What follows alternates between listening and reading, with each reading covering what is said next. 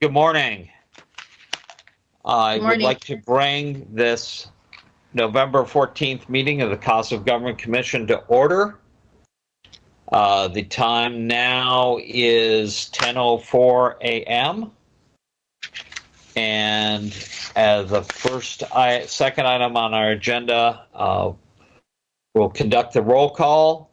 Since this meeting is being entirely conducted remotely, when I call your name for the roll call, please identify the location that you're participating in the meeting from, and if there are any other adult members present in your vicinity.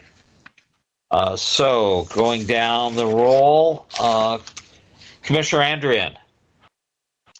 Present, and I'm at home in my home office. My wife and my newborn are also in a separate room. Thank you, sir. Commissioner Chamberlain. Good morning. I'm in my residence and I'm by myself. Thank you.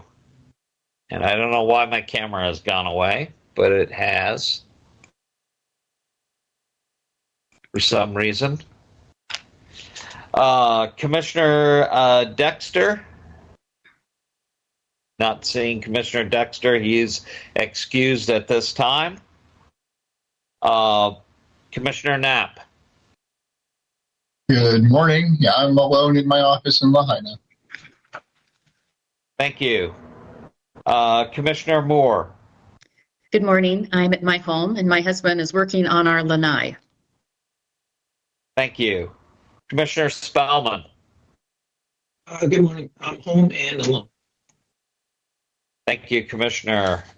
We have a quorum of the commission to conduct business. I assume you've all looked at the agenda and I can get a indication that you find the agenda acceptable. Yes. Looks good. Hearing no objections. Before I go into public testimony, I'm going to take a brief recess here to see if I can figure out why my camera is not showing. So at this time, I will recess the November 14th meeting of Cost of Government Commission with the hopes to be back in session by I have 10:07 right now, to be back by 10:15 at the latest.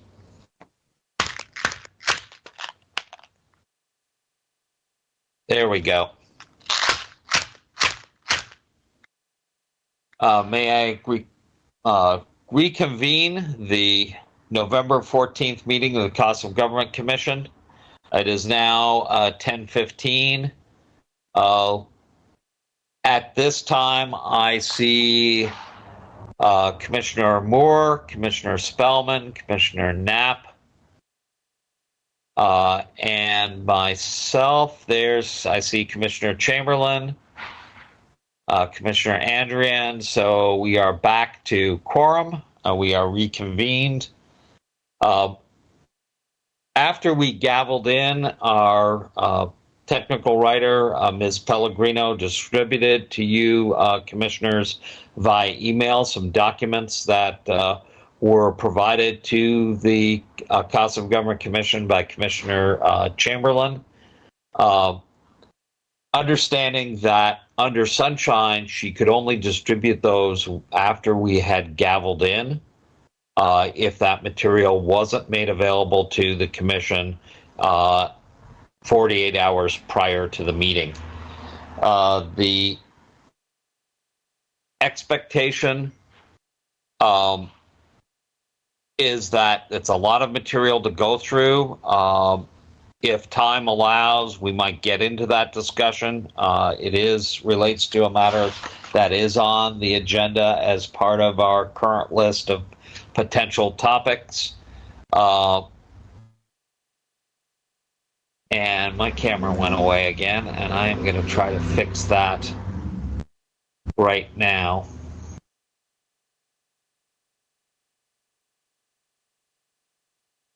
Chair Dust, is this Shelley? We can still see you. At least I can. Okay. Yeah, and I don't see why it's Oh, giving me that message. it looks like your camera might be frozen, but we can hear you. Maybe I should clarify. Okay.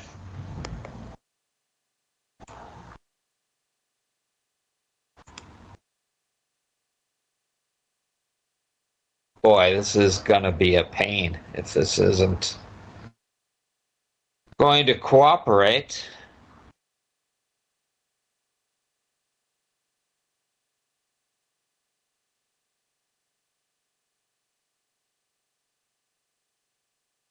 I apologize, my fellow commissioners, that I'm having this technical issue.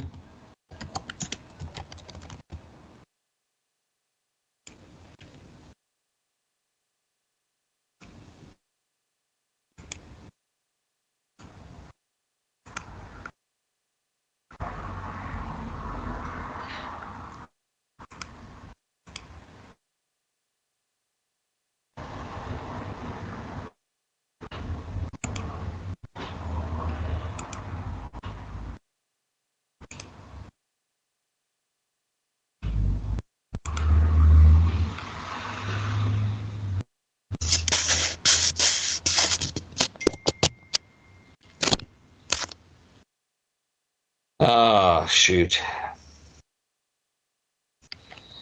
Okay. Is our corporation counsel here with us?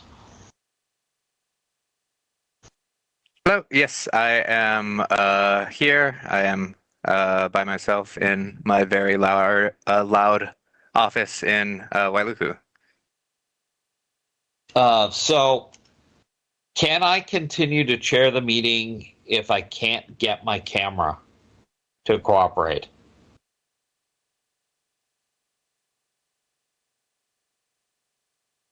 That is a good question. I believe so. You just can't take action. You can't be a voting member or initiate action, I believe. And as chair, I can, by initiating action, can I entertain a motion? That is a good question. I'm not 100% sure on that, but I can try to look it up quickly and get back to you. Okay. I am going to proceed on the basis that I can continue to chair with your legal recommendation that I do not participate in voting. But we still have 5 voting members who are visible to me. So we'll continue on that basis. As commissioners, are there any objections to me proceeding on that basis? No. I'm not seeing any. So the next item on the agenda is public testimony. Ms. Pellegrino, do we have anyone who has indicated that they are interested in providing public testimony? Thank you, Chair. We have no one here who has indicated they would like to testify. And I'm aware of a communication from Chair Lee via email that should be entered in as public testimony. Did you receive that communication? Yes, and that was distributed to the commissioners. Okay, thank you. So with that, I will ask, without objections, can we close public testimony at this time, knowing that we will reopen public testimony prior to deliberation on any item, following item on the agenda? Objections? Seeing none, Okay, so we have with us today is Vincenz, who is the board and commission's liaison from the Office of the Mayor, and Mr. Jason Stone, the chair of the Independent Nomination Board, to discuss boards and commissions nomination and recruitment process as part of our trying to get a handle on the requests that we received from the county board, the county council, to look at boards and commissions. With that, without objection, I'm going to ask Corey first to sort of talk about her role and what the process currently is. And then I'll ask Jason, Mr. Stone, the chair of the Independent Nomination Board, to do the same. Ms. Vincenz, the floor is yours.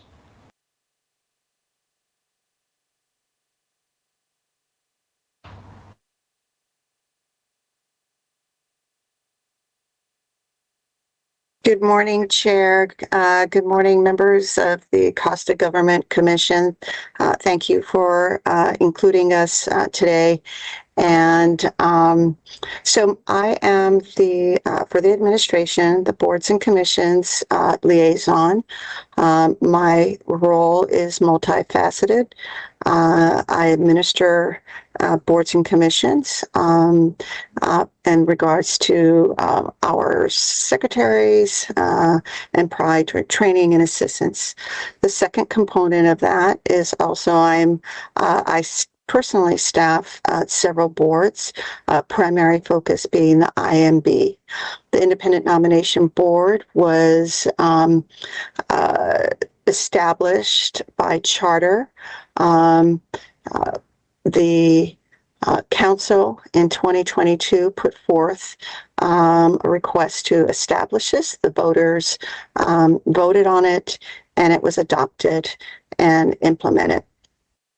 My role specifically has been over the last 8 months, whatever it has been, to impart the job that I have done to the 9 members who volunteered to represent their residency areas, so that they could review, select, recommend applicants to appointing authorities, depending upon whether it was the mayor who would be nominating from that list or the council nominating from that list.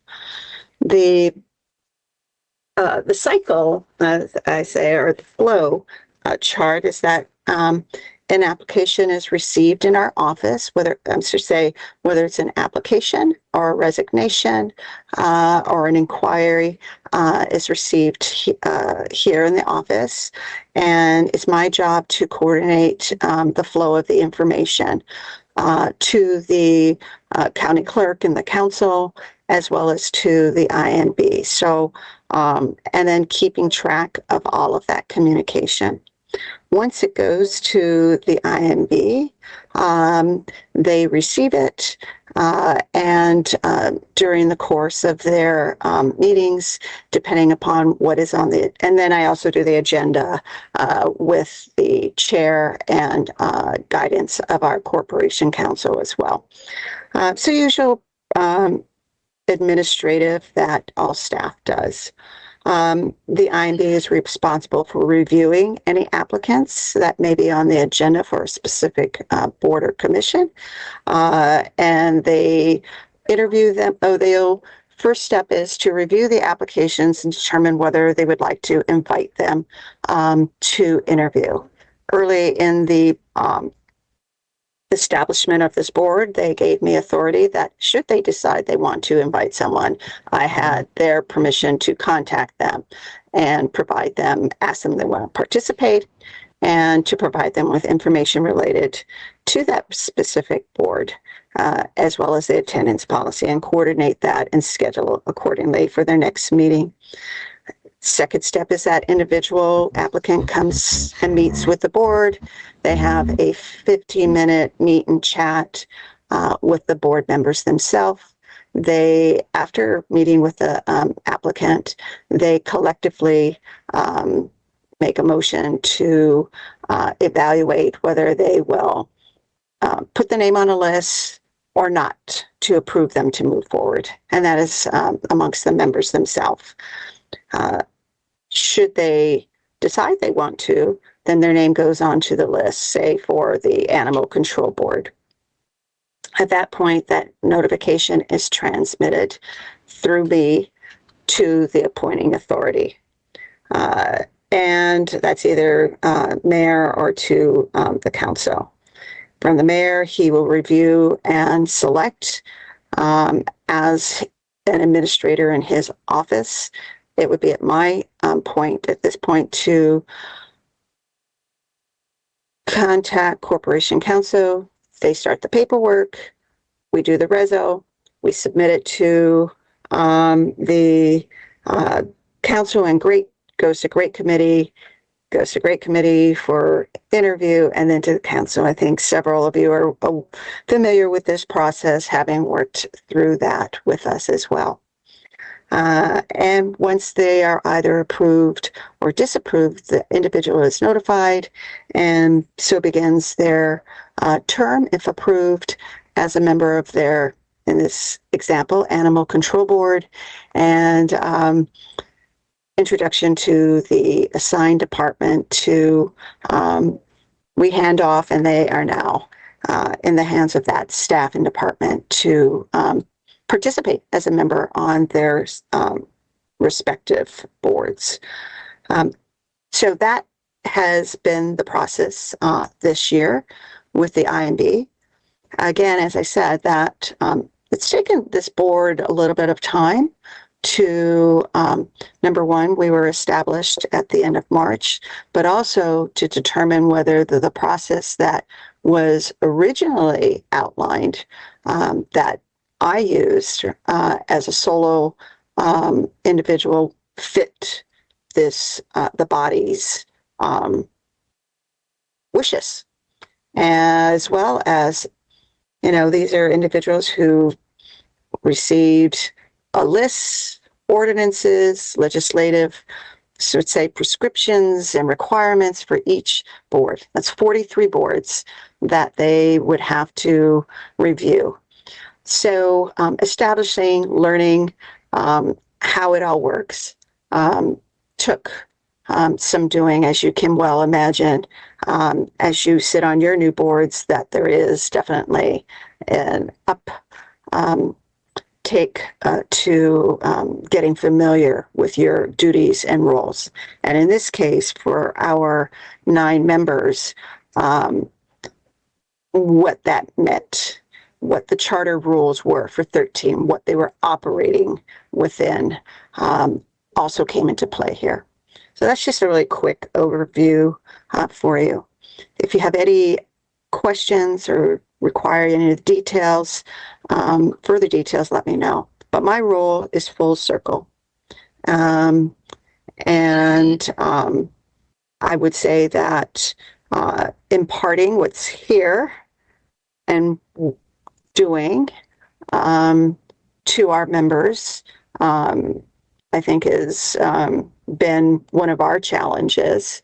But we have a great group of individuals who have taken on everything they've been given and done some really good work.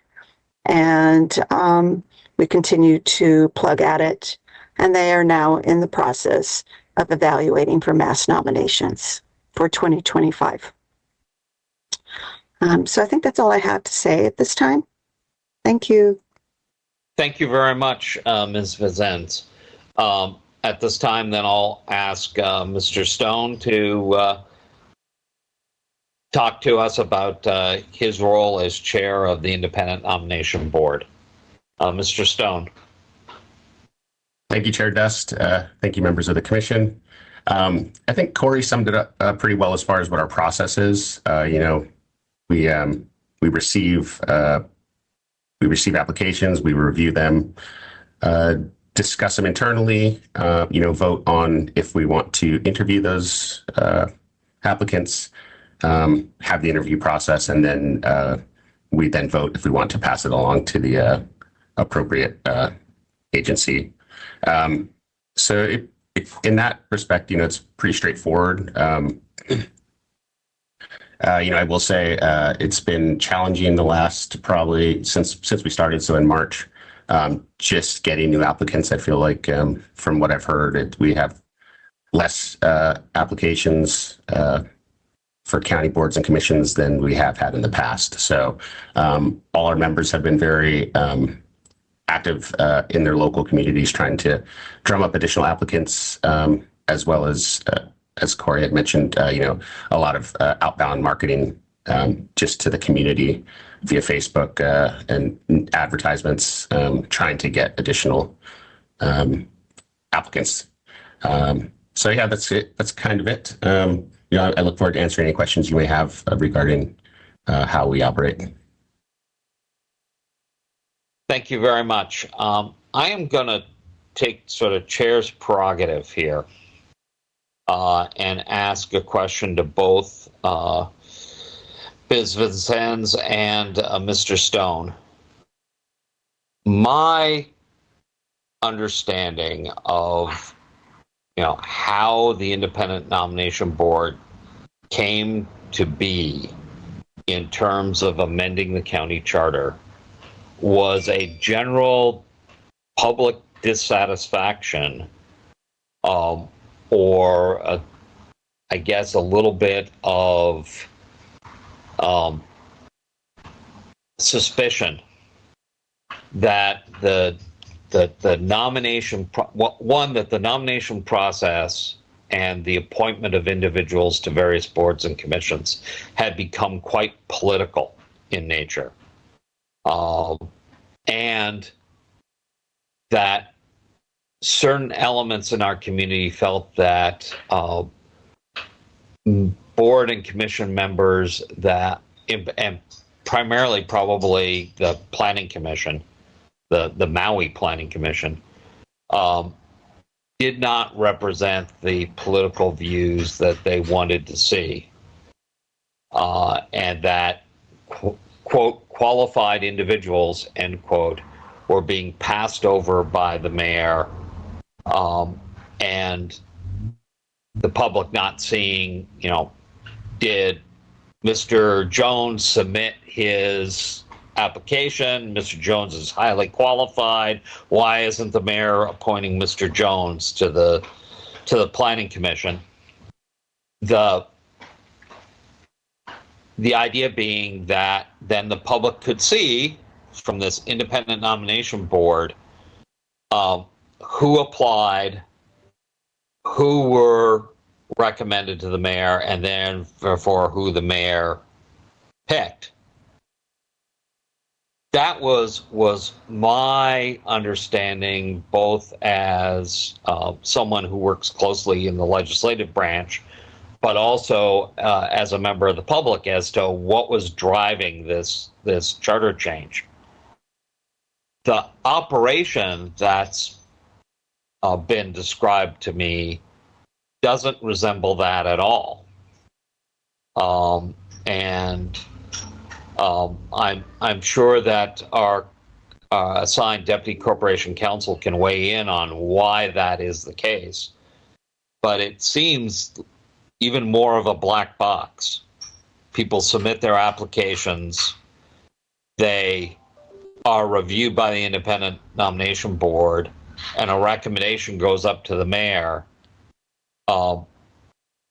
And most of the discussion and decision making seems to happen within executive sessions. Mm-hmm. Do either of you think that, one, is my perception of why voters instituted the independent nomination board correct? And two, if it is correct, is the current operation of the independent nomination board really fulfilling what the voters expected? Yeah, if you don't mind, Chair, I'd be happy to try to answer those questions. Please. So first off, there's been a lot of internal discussion since we were previously in front of the Great Committee, and they had similar questions. Regarding transparency, internally, we've had a few meetings specifically to discuss that. I apologize. Just got distracted there for a second. It has been the recommendation by our deputy corp counsel that we continue to stay in executive session during deliberations. I will say, depending on who you speak to on our board, there's different opinions on that, but we follow what the deputy corp counsel has recommended. On the second part, I believe it was, do we feel like we're improving the process for the government? I'm going to speak only for myself, not for other people on the board. But honestly, I feel like we've added another layer of decision-making onto an already pretty arduous process of selecting and approving applicants. Just pure honesty, I feel like we could possibly just be another layer of red tape at this point. I understand that people want to have more transparency, and we'd love to provide that. But this is the situation we're in. We're doing what all our members are trying as hard as possible to fulfill what the voters had requested, and I think we're partially finding a happy medium. But yeah, that's my feelings on it. Ms. Vizens. Thank you, Chair, for the question. I think that Chair Stone has summarized succinctly for the board themselves. For the administration, what I can say is this. This administration began in 2023, and what occurred prior to that has nothing to do with them. They weren't in place, and so the voters made their choice. Having worked on the Charter Commission as a staffer, I came into this role with a little understanding of boards and commissions, and the need to be impartial. There was a question you suggested that maybe not all the applicants, maybe who were qualified, would be considered. I would say that in the first round of mass nominations in 2023, that was not the case. We wanted to make sure, our goal has always been to put qualified individuals in my mind, and with Mayor Mittison's support, who were qualified and would fulfill the needs at specific board. With the establishment of the IMB, we're fortunate that Chair and I both like to think how we can be efficient, and we established early on a process to make sure that all applicants who had applied for everything. So in lieu of a system that would do that we have spreadsheets. I have one for every board and everybody who has applied for it. And when the board sought individuals for the Animal Control Board, again, I use that only as a point of reference, they looked at all the applicants, not just one, but they said, we have these 4 applicants. They reviewed their applications and said, we think that these 3 or 2, whichever the number may be, are qualified. We have voted. Please contact them and see if they are still interested, number 1, and would they be available to meet with the board. So that has been at the very beginning, that we have a database, that we track all this. When the application comes in, they're identified by gender, location, residency area, any special designation. Are they Native Hawaiian practitioner? Are they a conservationist? Where they reside? And then their top 4, and it is sorted. We have the capacity to sort and view. All the members have access to this data, and it's updated for them as they move through. So so that's the background. Again, impartiality and trying to be unbiased is always a keystone in our mindset. And I really acknowledge the thoughtful consideration and discussions that these individuals have had for every single person they have interviewed. And they have conducted interviews, and they have people on names on those lists. With fulfilling the promise of the voters, I can't speak for the mind. I don't think anybody can speak for the motivation or what was behind an individual checking a box. It may be presumed, but we really never know because we don't see it. And I am not privy. I had not been privy to any of the public discourse or on the matter. But as far as fulfilling, I think this body has done their job over the last several months. Thank you. Thank you.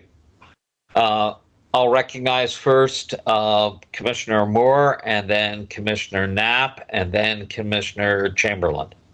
So Commissioner Moore, the floor is yours. Thank you. I want to say thank you to our presenters today for coming in and sharing this information with us. I think that's really important. I've got kind of a twofold question. One is, does the INB board make recommendations throughout the year for these various boards and commissions?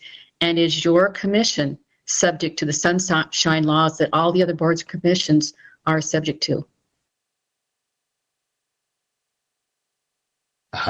I will answer that. First off, yes, we are subject to the sunshine laws as every other board and commission is. On your first question, yes, we do continuously review and approve applicants throughout the year. Thank you. Any follow-up, Commissioner Moore? So I guess the follow-up would be, I know that there's a kind of a learning curve. You started in March. So ideally, how soon would a person who wanted to serve on a board and commission go through the process and be notified that, yes, you have been selected? Because it seems like it's taking like 5 to 6 months right now. Correct me if I'm wrong. Thanks for the question, Commissioner Moore.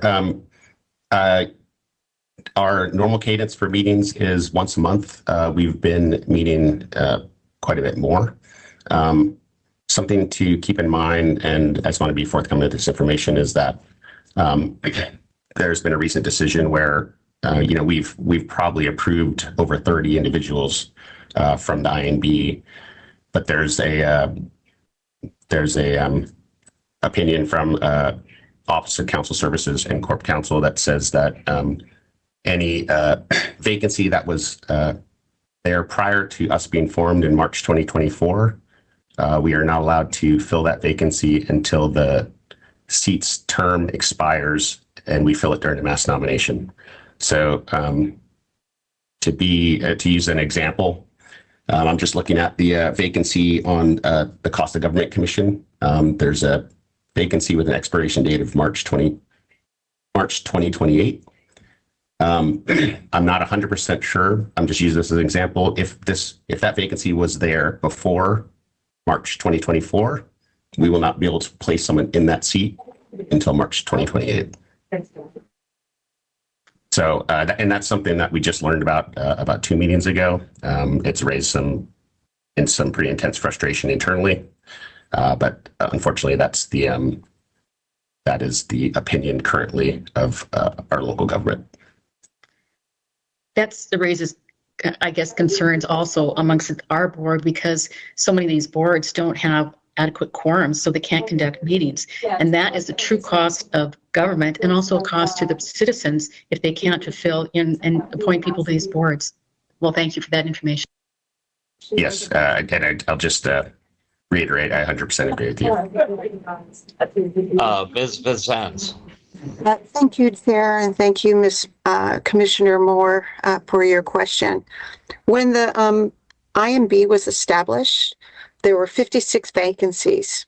that they were greeted with.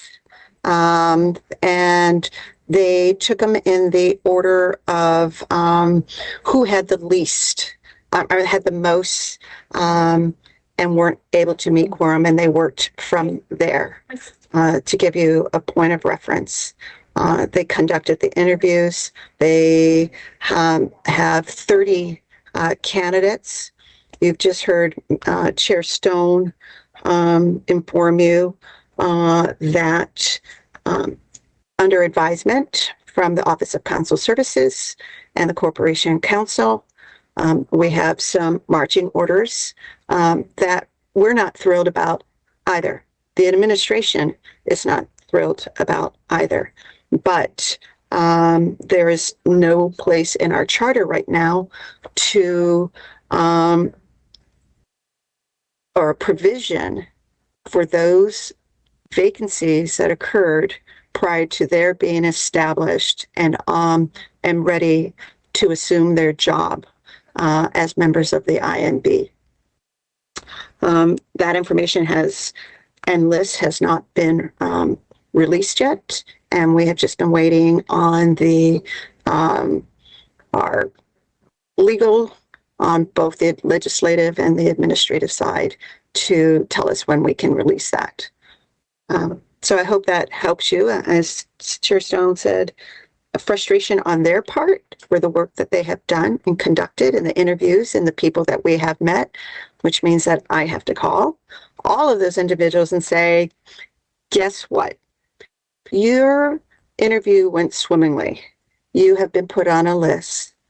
However, that list is being applied to our 2025 mass nominations. So for example, we have a nominee for the Animal Control Board. Instead of filling a vacancy seat right now, the Animal Control Board has a seat open for vacancy in 2025.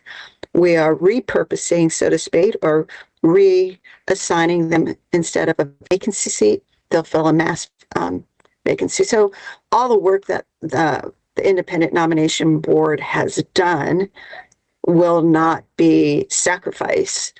It's just being realigned, yet it still leaves our boards, several, without a full board, for 3 boards up until 2029. Thank you, Ms. Vazans. You're welcome. To sort of spread the wealth here, I will call on Commissioner Knapp next for his question and potential follow-up. Great. Thank you very much, Chair. My question is really more about process. And this, really is a recruitment and selection, process, which the county has an HR department, which is tasked with filling, civil service and non-civil service positions, which take a high level of transparency and reliability in those processes. And I'm wondering, and I do believe they use like NeoGov, also known as governmentjobs.com, to manage the applicant flow, application processes. I don't know what they use as their HRIS information system. However, my question is, the county has, established processes for that recruiting and selection. Have boards and commissions tried, leveraging any of that expertise and or the computer programs to manage this process, given that they're pretty much identical, except one's placing commissioners, the other one's placing employees? So I'll take that. So thank you, Commissioner Knapp, for the question. In the boards and commissioners have never had any type of technology. So you can imagine the amount of spreadsheets that have been used to track that. Recruitment has been independent of a department. These are volunteers. They're not civil servants. They're not appointees. They're not in a government position, though you are all considered still employees of the county as a volunteer, right? You still have that designation. So the process is similar to what our personnel services does, in that applications are received. They are kept confidential until they are sent to a department, but you can see them. For example, if the Department of Planning has a need, right, they get the application, personnel sends the applications to them, they go through them, they review them, they outreach to those individuals that fulfill those qualifications. The IMB is doing similar. All I'm doing is I'm the feeder, I put it up, we track them, and they review them from what we have. So everybody gets considered. And there were instances, I can think of the Commission on Children and Youth. There were a lot of applicants, and there were some that the IMB members said, you know what, this person I think is much better suited for this board. And that was some of the conversations that have happened.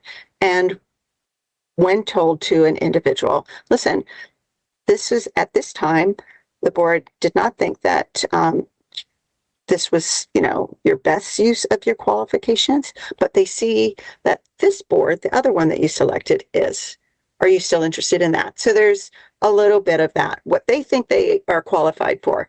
If you're going to apply for the Maui Planning Commission and you live in, let's use Makawao, and the seats are Kihei and West Maui. And we're looking for people who are have a conservationist or a Native Hawaiian practitioner. That person up in Makawao does not have neither of those qualifications. He isn't within, or she are not within the residency area, and they don't have the designee that is required at this time. And candidly, this board ran into that problem. And what they were met with is that there was a seat that was open. Their representative for the residency area queried 5 people. We went through the applicants that we had, and people didn't want to step up. So there is that part that we're also seeing. And I think why we're seeing a little decline in the number of applications we're seeing is our individuals, unlike those of you who are now here on the Costa government, just saying, I don't have the time, I'm unable to, or I don't want to.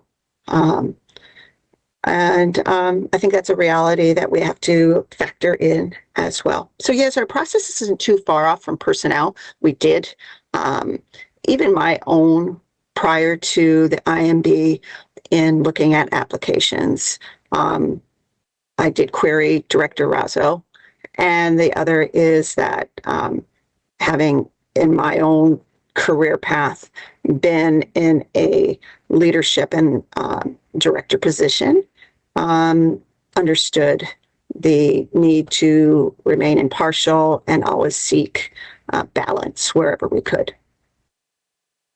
Thank you. Yeah, my thought was... And we do have, I was just going to say, the council did approve software to help manage a lot of what we're doing.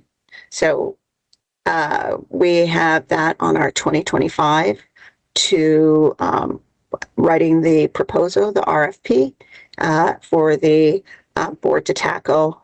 Chair Stone will address that in another meeting, to putting together a TIG for 2025 as a project. We're excited by it. The automation that can happen. We would like to just hit the switch right now, but it doesn't work that way. We work with IT. Yeah, my thought was, the INB was to address issues perhaps from the residents regarding transparency and fairness. And my only thought there is that the personnel services was established to ensure transparency and fairness in civil service recruiting, and with such clear parallels that their established programming and tools may lend themselves to this process. But with that, I'll just thank you very much. Mr. Stone, I saw your hand up. Do you want to address Commissioner Knapp's comment?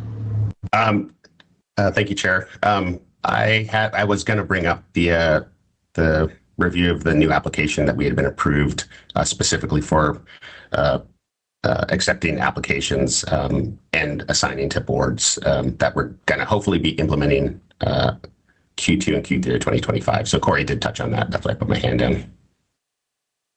Thank you. Thank you, Chair Stone. Commissioner Knapp, do you have any follow-on? Seeing none, I believe next on the list was Commissioner Chamberlain. Commissioner Chamberlain, you have the floor for your question. And I'd like the record to show that my camera came back. Thank you, Commissioner Chair Dust, for that.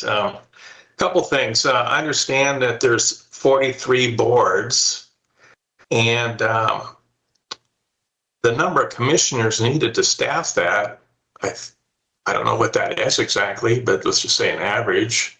Can someone give me an average and then a number? And then has the thought been that that's a huge number necessary, especially for a population of an island of maybe 160,000 people permanently? It seems like there's an awful lot of need here, but it seems kind of very difficult to fulfill based on the fact that the population doesn't support it and all the other things associated with that.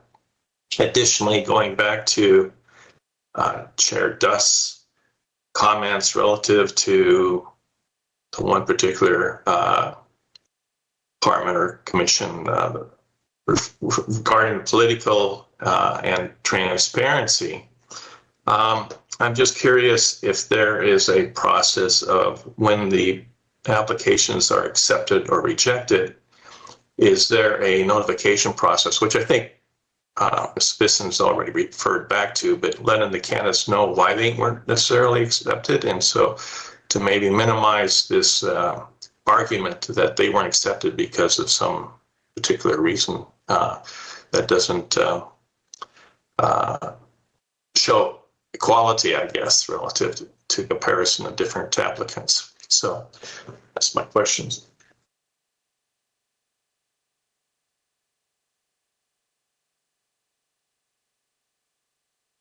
Corey, do you mind speaking to how the applicants are notified afterwards? You might have more insight on that.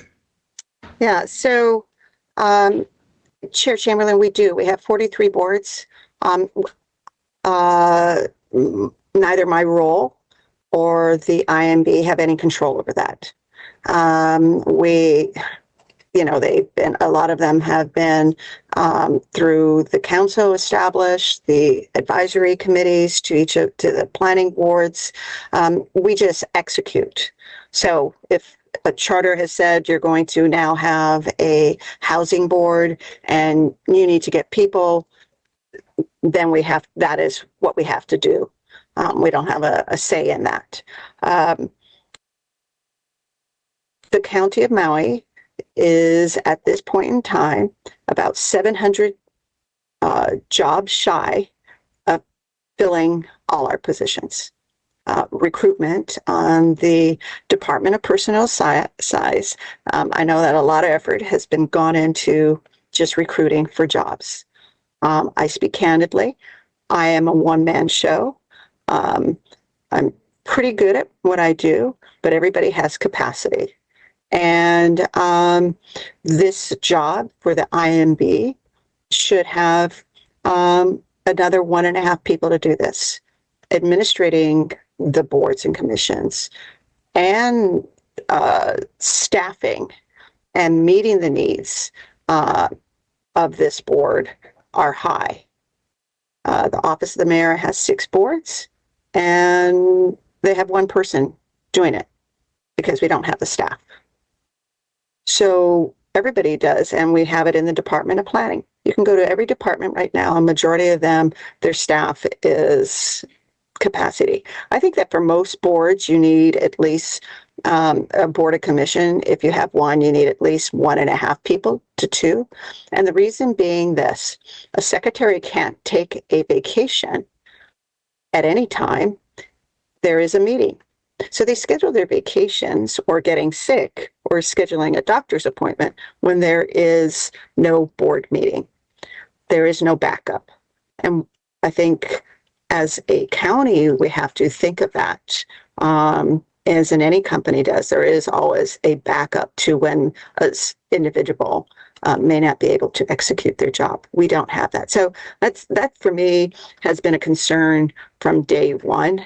And I have expressed that. Our administration is aware of it.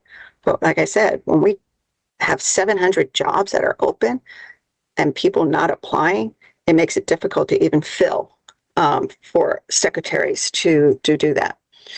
With contacting everybody else, contacting people, I would say in some instances, not as timely as I would prefer to be able to do that. But given the multi-hat, multi-role, I think that this year and some other extenuating circumstances that have occurred, it's been challenging. I won't deny that. But I think that the technology that we can bring on board here will help manage some of that. Could you manage that? Imagine that once you've been approved by the Great Committee, that instead of sending a individual email, I can go down and check the applicants, check 1, 2, 3. And an email goes out automatically and says, you will move to the council. In the meantime, you need to complete your financial disclosure. Here are the steps you need to take. Every one of you who have sat on a board meant that I needed to craft, cut, paste, put in the email, customize it to each of you. And the time involved in that, it's 5-8 minutes because you get 3 customized letters plus all the package. But imagine that we already have technology that you say they need this, this, this. Oh, this board doesn't need a financial disclosure. Don't have to do it. Group it up, sends it out. The time savings there, enormous. At any point in time with this technology that we'll have, it'll tell you in real time number of vacancies on every single board, and it'll be reflected on the pages of our website without the secretary having to notify IT services putting it in a ticket in and to queue it up, and they having somebody put it up on the website. So each action, there is somebody else in queue that that needs to help facilitate, make that happen. So this is why Chair Stone and I are eager to get this on board. Our IT services have been solely committed to the migration of the County of Maui to Microsoft 365, which just launched on Tuesday, which meant that priority was only given to very, very special needs. If it's a security issue, you got priority. If it's a board and commission onboarding a new software, you didn't get priority, and you're going to have to wait, which we've had to wait. So I agree. We agree with you. Thank you for that, Ms. Vincennes. Commissioner Chamberlain, did you have any follow-up question? Yeah, the 700 jobs are you referring to that aren't being filled? Are those paid jobs in the county, or are we talking about 700 jobs in these commissions? Paid jobs, sir. Okay, so again, how many commissioners are necessary to fill 43 boards?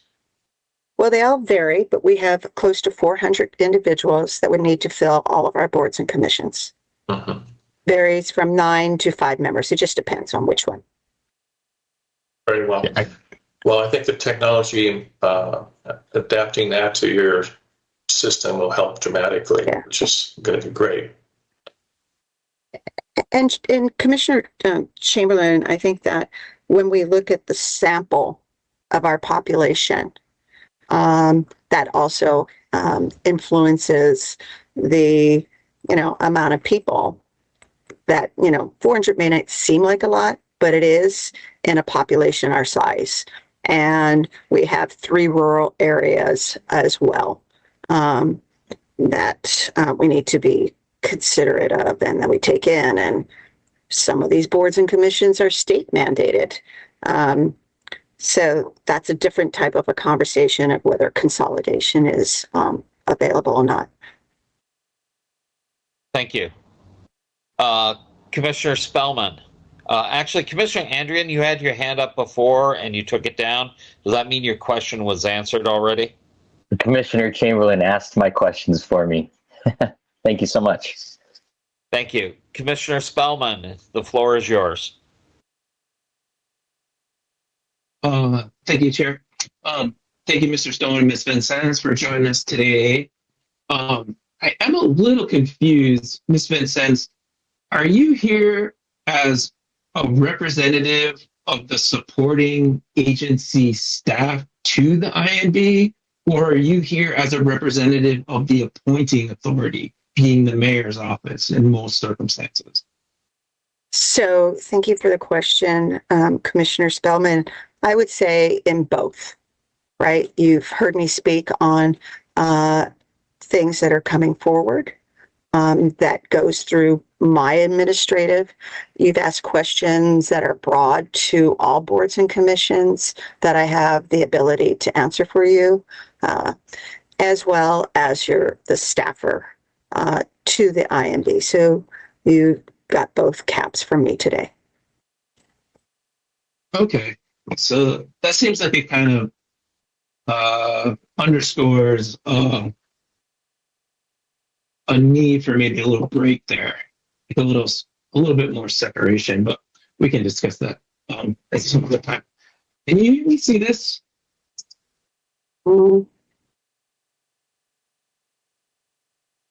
Sort of, not really. No. It's hard. It's hard. Right. Yeah. Okay. So, Commissioner Spellman? Yeah. I might suggest that if you have let's see, if you could take a picture of I have that. a picture. Yeah. If you have a picture of that, if you could email it to our technical writer, Ms. Pellegrino, She has then it. She has it? Yeah, she has it with like some description. Ms. Pellegrino, is that the document? Has that document already been distributed to the commission? Yeah, thank you, Chair. That was one of the documents that I distributed once the meeting had started, and it's also available in the public meeting packet in the agenda. And I'm happy to email it to Ms. Vincennes and Mr. Stone right now. If they would like me to do that, I can do that as well. Sure. I just as a reminder, I actually have a meeting that starts at noon, and I had let Ms. Pellegrino know and the chair know that I did have a hard stop at 11 to prepare for that. We're at about 11:10. So I'm getting a little tight here, in fairness to them. If this is quick, I'm happy to answer that. But otherwise, I would have to step out. And I know Deputy Murakami is the deputy assigned to that board as well. Perhaps as chair, I could suggest that please send Ms. Pellegrino, please send the document to both Chair Stone of the IMB and to Ms. Vincennes. And then we'll ask Commissioner Spellman to get on the record his question. And then, given that Ms. Vincennes has a hard stop, we can excuse her from further participation in this meeting and ask her to consider the question posed by Commissioner Spellman and maybe get back to us via email. and to send that to Ms. Pellegrino so that it can be held for our next regularly scheduled meeting. Does that? Thank you. No Thank you, objections Chair. to that? Thank you. Thank you for that consideration. Happy to. Commissioner Spellman, can you provide us your question related to the document? Okay, I have about 10 questions. So, I mean, Mr. Stone can answer them. Like, Ms. Vincennes doesn't have to, it doesn't have to be solely for her. Okay, so I guess I'll just rattle them off then, or? Yeah, if you could sort of list them out, and then we can excuse Ms. Vincennes, and IMB Chair Stone can address the ones he feels comfortable to address, but we will also wait to hear from Ms. Vincennes on her responses. Is that acceptable, Commissioner Spellman? Yeah, sure. Please proceed. Okay, so in reading the charter and the Maui County Code, I came up with a model which is presented there in the document that Ms. Pellegrino just sent out. And so it identifies basically the system of the IMB and two workflows, recruitment and list maintenance. So recruitment has three sub-processes: identification, discussion, and consideration. And then list maintenance has four processes: initialization, which Ms. Vincennes touched on, regarding recording basic attributes for applicants or recruits, evaluation, deliberation, and determination. And we kind of touched on deliberation as well, being that it's only an executive session at this time. So here are my questions. How does the INB identify potential recruits? For example, what role do private sector, trade groups, or professional entities play in that identification process? Next, in what venue does the discussion between a potential recruit and an INB member take place? Is there more than one INB member required to be present? Something along the Sunshine Law rules during the discussion. Are there any parameters delineating what is allowable or unallowable for discussion content? Is there the possibility of multiple discussions with a recruit? So you have a discussion, people go their separate ways, then they come back after consideration, et cetera. Maybe this happens a couple times. Now, basically the results of the first workflow, the recruitment workflow, there's only two possible results: acceptance or denial. Acceptance turns a Maui County citizen as the input to the workflow into a recruit. Now that recruit then completes and submits a form which goes into the second workflow, which is list maintenance. Now the form can come from either a recruit or not a recruit. So in that situation where there's one seat, say for example, and you have a recruit and a not recruit, is one or the other given a priority?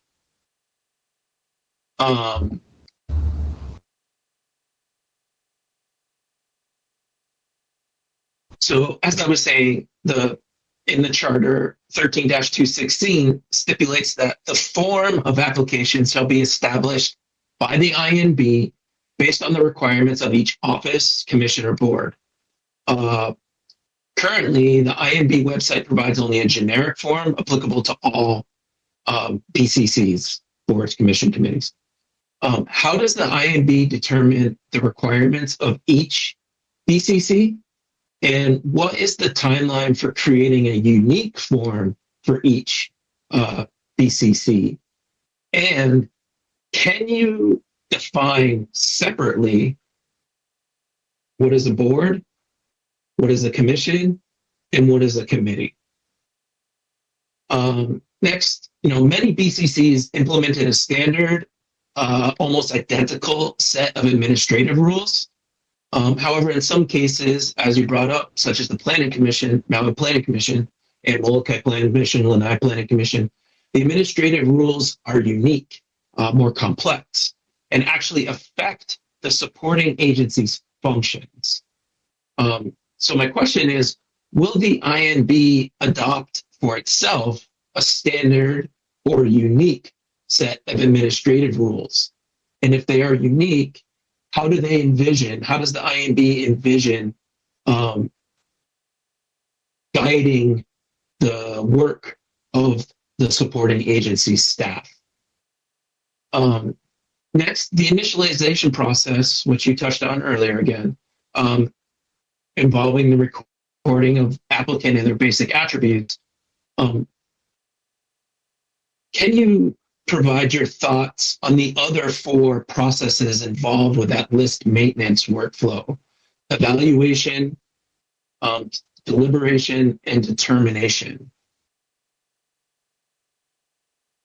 And then, lastly, we kind of, Commissioner Chamberlain kind of touched on this about whether or not there is, again, only 2 options for results out of the list maintenance workflow, and that's acceptance or denial.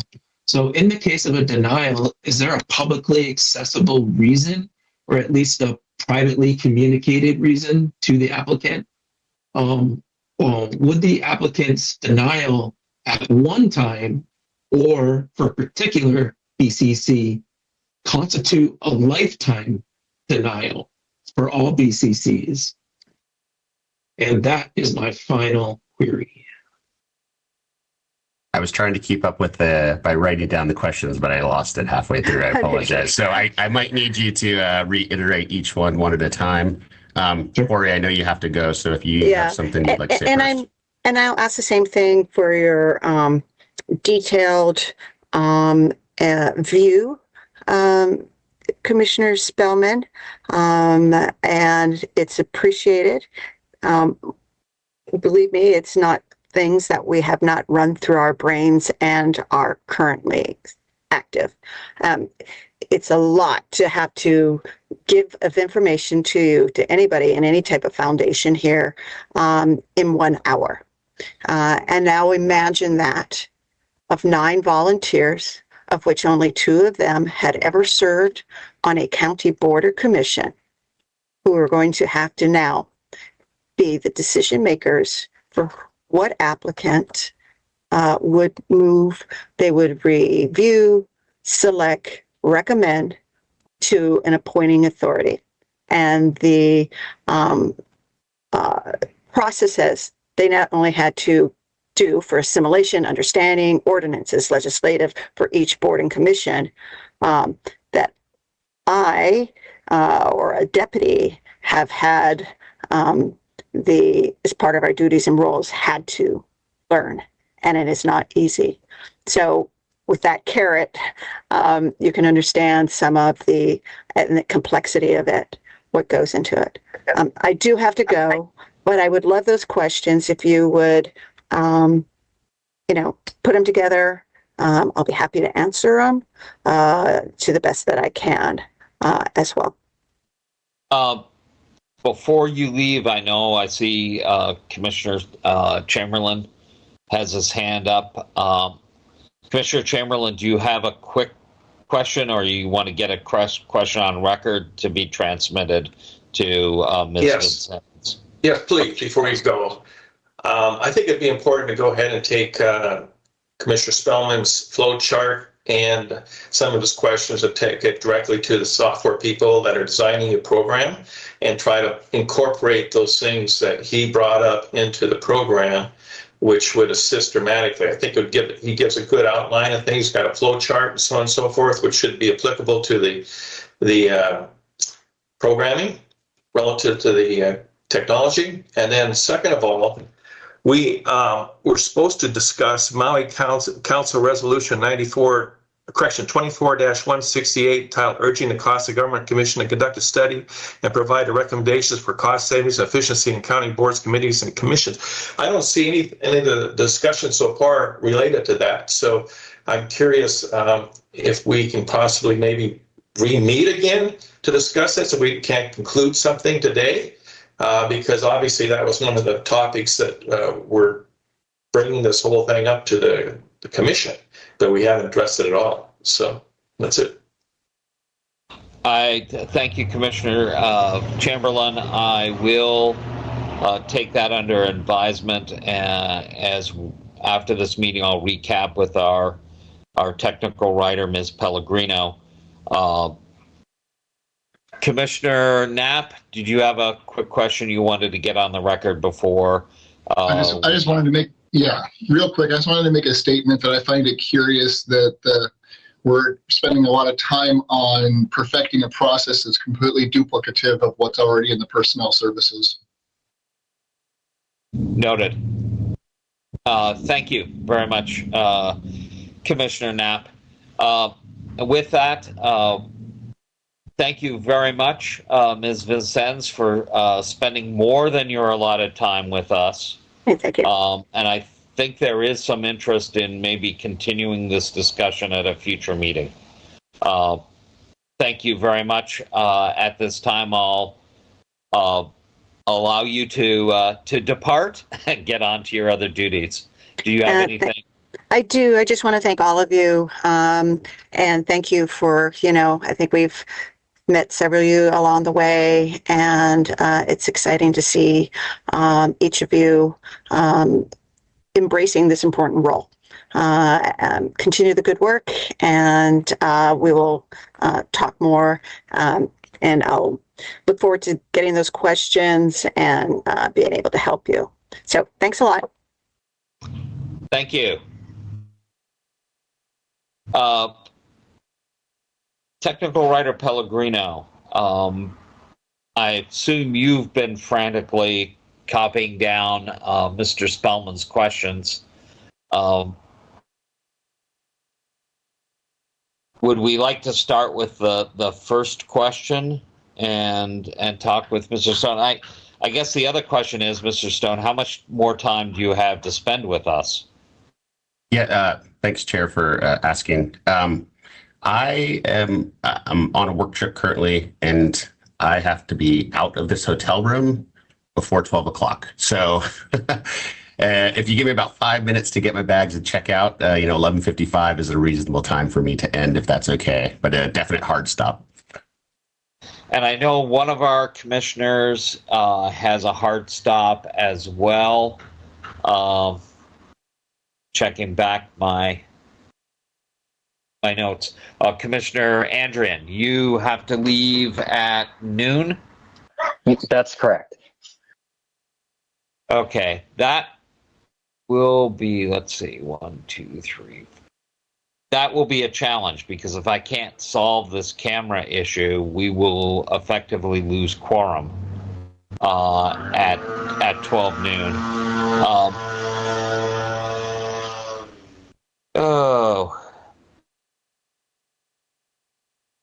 Well, what is the pleasure of the commission?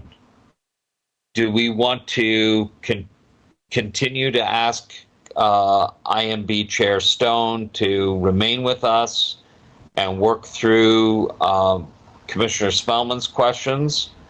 Or would you like to continue on with the balance of the agenda and thank Chair Stone for his participation, knowing that we will be sending those questions to Chair Stone and to Ms. Vincennes in an email transmittal?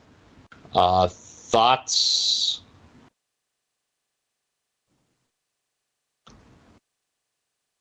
Commissioner Moore. we have a very full agenda, and certainly I appreciate the subject and the questions that were asked. I was having a hard time following too. I was writing a few things down as quick as I could, but I didn't get it all either. Perhaps if it was in a written format, we could all spend a little time looking at it and then invite our two guests to come back. Again, I don't want to rush this conversation, but in looking at the balance of the agenda, we have quite a bit. And if we have to leave this meeting, or if we don't have a quorum at noon, basically that gives us 30 minutes. Other commissioners? Commissioner Andrian. I was just thinking maybe another route could be if we did want to entertain the questions and have Mr. Stone address them during that time, Chair Duss, that gives you, a good 30 minutes to try and figure out the camera situation. And then maybe you could continue the agenda even in my absence, because you'll still have quorum with your video on. That could be a different route we take as well. Yes. Commissioner Chamberlain. Yeah, I'm not sure we got a definitive answer from corporate counsel that you can or cannot be a voting member because your camera's not on. He didn't know, and he hasn't got back with us on that. So let's not make a conclusion on that yet. There he is. Okay. Number two is that Maui County, the resolution, can Chair Stone assist us in discussion with that? Okay, Commissioner Chamberlain, I see our Deputy Corporation Counsel Nuakawa with us. Chris, thoughts? So without your camera on, you can't take action or vote. What we were looking into was the issue of entertaining a motion, and I don't think I don't see anything specific about that. So I think that is probably all right. And sorry, what was the second question? I think the second question is, if I can't get my camera to behave, and we are now only having less than a quorum of members on camera, can we continue to meet? And can the body take it? Obviously, the body can't vote because we wouldn't have 5 members on camera to pass a motion. So based on different OIP opinions, it gets kind of complicated. Once you lose quorum, you can take presentations, but it gets kind of fact specific on what is a presentation and what falls outside of that. And after you take a presentation, there's other things that other follow-up things that need to be done to make sure that things are abiding by sunshine. It usually requires all the presentation materials being disseminated to the other members, and a few other follow-up actions. So, looking at the agenda, the only thing we have after we finish with Chair Stone is discussion. And if we do not have quorum, can we hold discussion? My recollection is that the OIP feels that discussion falls outside of presentation. It's sort of, you can have presenters present information, and the members can ask questions of presenters, but when it comes to discussion on agenda items, that sort of falls outside of the realm of presentation. Okay. Commissioner Andrian, you have your hand up. Yeah, Chair, I was wondering, maybe, I don't know if you have another device that you could join on that the camera does work, like your phone, just for the time being, so that we can move on. Or maybe an option would... I'm thinking that might be where I'm heading. Yeah, if not, I mean, I don't know if it's convention or unconventional not for you to even relinquish the chairmanship for the remainder of the meeting and allow another member to just chair the rest of the meeting in the event that you have conflicting issues with your camera. But maybe joining by a phone or something would just solve everything. I think the challenge is that with your departure at noon, if I'm unable to participate as a voting member, we would not have quorum. And without quorum, basically, we can't do anything. So I'm thinking where I'm heading is to try to join on another device and see if I can get the camera working on that device. Now the question is to do that, I may have to recess the meeting. And then the question becomes, do we want to just release IMB Chair Stone since we are burning through the remaining time on his schedule quite quickly? Technical Writer Pellegrino. Thank you, Chair Dust. I think until you lose quorum, until Commissioner Andrian leaves, you can carry on as you have been, and then at the point at which he leaves, I think you could take a recess and see if you can reestablish your connection. And when he leaves, Mr. Stone has to leave as well. Gotcha. Okay. Commissioner Spellman, thoughts?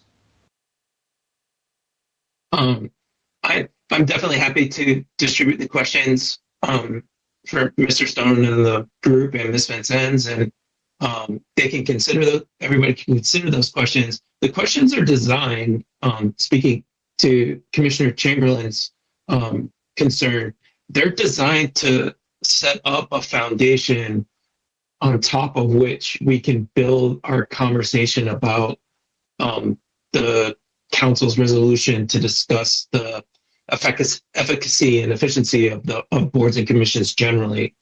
So that was my approach actually to designing these questions.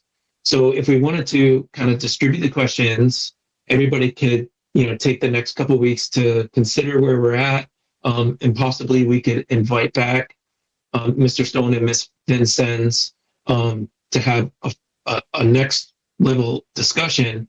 And yes, it does kind of focus on the INB specifically, but a lot of the things that the INB does affects all of the BCCs.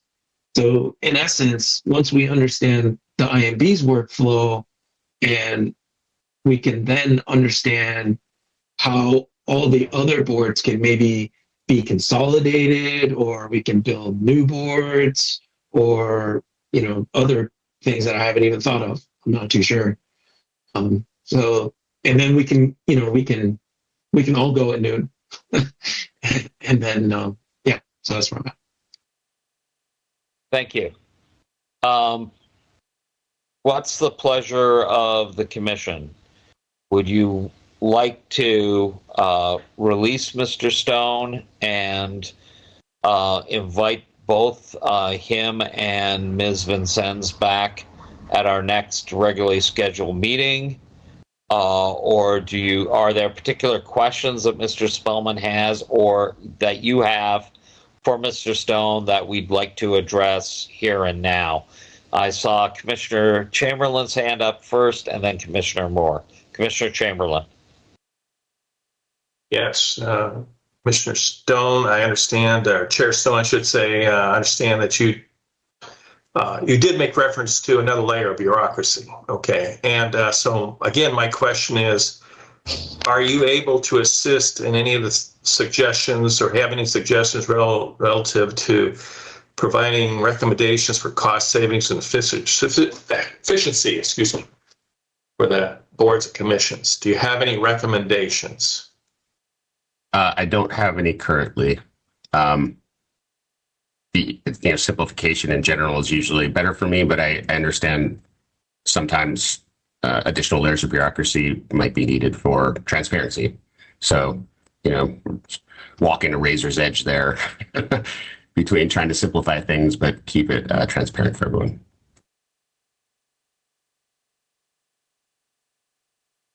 Commissioner Moore. I was just responding to your question, Chairman Dust, about whether to let Commissioner Stone go. If he's got to check out in a few minutes, I get that. Sometimes it takes a little longer than 5 minutes to check out, and we have a lot of questions. So I would appreciate seeing the questions in writing. I'm kind of a visual person. If I could see these questions in writing and think about that, I think all of us could come back with some additional questions or more input. So my thought is let's move on and release Commissioner Stone. Okay, thank you. Commissioner Chamberlain, are you agreeable to that, it seems? Yeah, I think the focus was supposed to be providing recommendations for cost savings efficiency. So I can see what Spellman's doing there, and Commissioner Spellman anyway. But again, if Chair Stone can't provide any more input, then let him check out. Commissioner Knapp. Thank you, Chair. I'm kind of the opinion I'd like to see all the questions and actually have discussion amongst us at our next meeting before we invite them back, just so that we can form a little bit more of an idea of what we're looking at before we bring them back. But yeah, I think that's just my thought. Thank you. It looks like the preference of the commission is to allow Mr. Stone to start his packing process so he can check out. With that, I extend to you, IMB Chair Stone, our sincere thanks for spending time with us this morning. And certainly we're going to have at least one set of questions at this time, and potentially more as we get into this and scope exactly how we're going to tackle this assignment from County Council. Thank you so much for your attendance. And at this time, you are free to go. If you have any closing comments, we will take them right now. Yeah, I just wanted to say thank you, Chair Dust, and members of the commission. I'm happy to answer any questions. I think Commissioner Spellman had brought some really good questions to the table that I'd love to answer at a later date. So appreciate all the questions and feedback, and looking forward to speaking with you all again.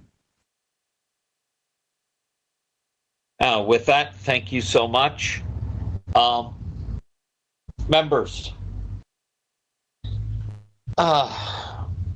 is there any discussion on this topic that you want to have at this time?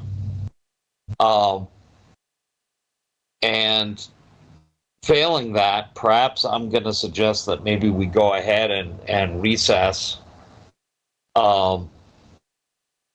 And so I can fire up a different device and see if I can get connected so that we have quorum after the departure of Commissioner Andrian. Any objection? Any further discussion?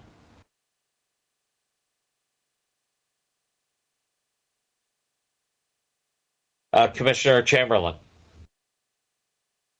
Yeah, I was going to suggest Ms. Pellegrino continue in your place, having the most experience relative to these type of meetings and so on and so forth until you get back online. I believe that she is doing some research on the OIP question for us right now. So any objections to recessing this meeting till 12:10? Oh, Ms. Pellegrino, I see you pop up. Thank you, Chair. At the moment, I'm still waiting for a response from the Office of Information Practices.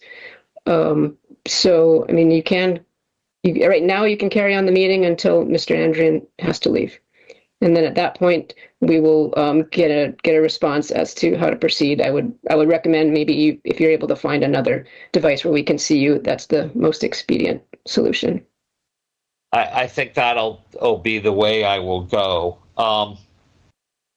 Okay, so instead of recessing at this time, the next item that was on the agenda is update on recruitment and nomination process for our own commission. And I think we got the message that that's sort of in abeyance now until mass nominations because of I guess, a glitch in the charter from when the IMB was established, and the advice that the IMB has gotten from Office of Council Services and the Corporation Council. So without objection, I will defer the update on recruitment and nomination process for cost of government commission. Technical writer Pellegrino, I saw you pop up again. Thank you. I don't mean to interrupt, but just to clarify, my understanding was that the next time that this board has an opening is 2028. And my understanding of what they were saying was that the position cannot be filled until then. The mass nominations would be for positions that are open in 2025, but our commission does not have an opening until 2028. Okay. I don't know, with permission or without objection from the commission, is there a sense that perhaps the chair should write Corporation Council and Council Chair suggesting that they find a solution to this issue prior to 2028? Commissioner Moore. I think that's a great idea. I mean, it just seems like this isn't rocket scientists trying to put people on boards and commissions. And is there anything in the charter that specifically says we can't fill these positions until that person's term, the expiration? It doesn't make sense at all. I would think that the county council and the mayor's office and the administration could, make some kind of recommendation and you can move this forward. I mean, this just seems, it doesn't work. And everybody knows it doesn't work, so they need to move forward and fix it. Thank you, Commissioner. Commissioner Knapp. I just wanted to make a comment that, sharing what Commissioner Moore is saying is that for over 20 years, I've done HR recruiting selection in both the public sector and private sector. And I just find this kind of ridiculous because it's reinventing the wheel that's already been well established. That's all. It is silly that we can't recruit ahead of the vacancy. At any rate, just a comment. Thank you. Okay. Without objection, I'll defer that item, the update on recruitment and nomination process for Cost of Government Commission. And we'll get into at least the start of our discussion on Maui County boards and commissions. My thought, fellow commissioners, is ideally we should come up with a scope for this study. What issues are we going to look at? Certainly, there's lots of issues out there. I think Commissioner Spellman has done an excellent job at putting some of the essential questions out there. The discussion that we had today, Commissioner Chamberlain and Commissioner Knapp both made statements that certainly, in my mind, raised issues that should be part of the scope. Commissioner Chamberlain's sort of observation that perhaps given the population of our county,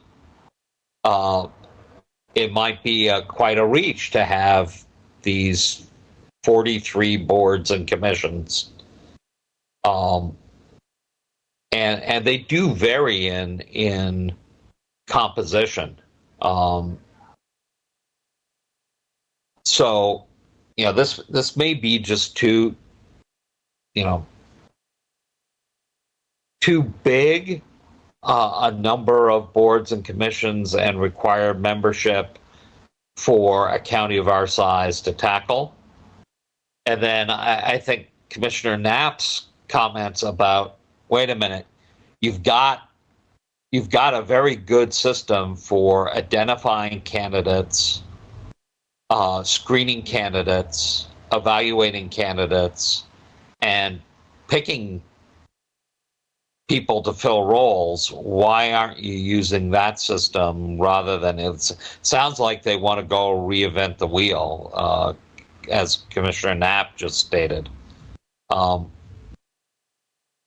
So I think that's where I'd like to, for the remaining minutes that we have, I don't think we have anybody here who is here to give public testimony on this item. I'll confirm that with our technical writer, Pellegrino. There's no one here to provide public testimony. Thank you for that. So we'll consider public testimony on this item and the agenda closed. Commissioners, thoughts on all of the, you've got quite a bit of material to review on this. Thoughts about the scope. Commissioner Spellman. Thank you, Chair. So with regards to the personnel services workflow, each role has like a alphanumeric designation, say SR-12, for example. And when you apply for a job, you're not only applying for that particular post, say planner 2, you're also applying for that alphanumeric designation. And so they have a test that you then have to take for that designation. And then you go into a pool. And then that pool is then distributed when a department calls personnel services and says, hey, I need somebody for SR-12. Well, here's a pool of people that passed the test for SR-12 and applied for planner 2 or whatever it is. And so that's only when they do external. So there's also a whole internal employment workflow as well that's working that just doesn't seem applicable to a board and commission. I think people submit a resume or a CV, and they say, this is my test, take my CV and then we go from there. And that's where the discussion takes place in that initial workflow, the recruitment workflow. So I do understand what Commissioner Knapp is saying. There is a little bit of recreating the wheel, but they don't really line up. It's more like a Venn diagram. There's some overlap in some places. Yeah. And as far as the scope goes, like the framework for public administration that I developed in grad school, you have your 4 Ds. You have dollars, decisions, definitions, and data. And so I think really if we start at definitions and we define exactly what a board, a commission, and a committee are, and then create separation between those 3 definitions, we can then start to say, well, which of these existing BCCs meet these different, how can we pare them down? Because clearly now the supply doesn't meet the demand. So if we reduce the demand to the equilibrium of the supply, we can start, I think, have more success at filling these open seats. And another item for the scope is, unfortunately, we don't have a judicial branch in the county. And a lot of the responsibilities, especially for boards specifically, is quasi-judicial in its nature.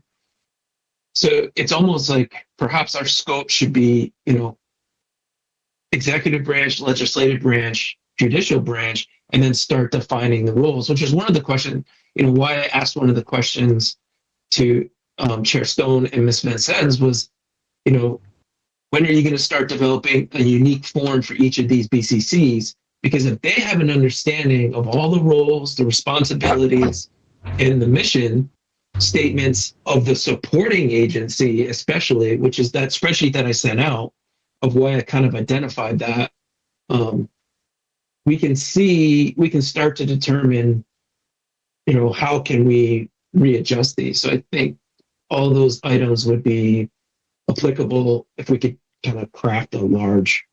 I think our scope is large. Is my conclusion.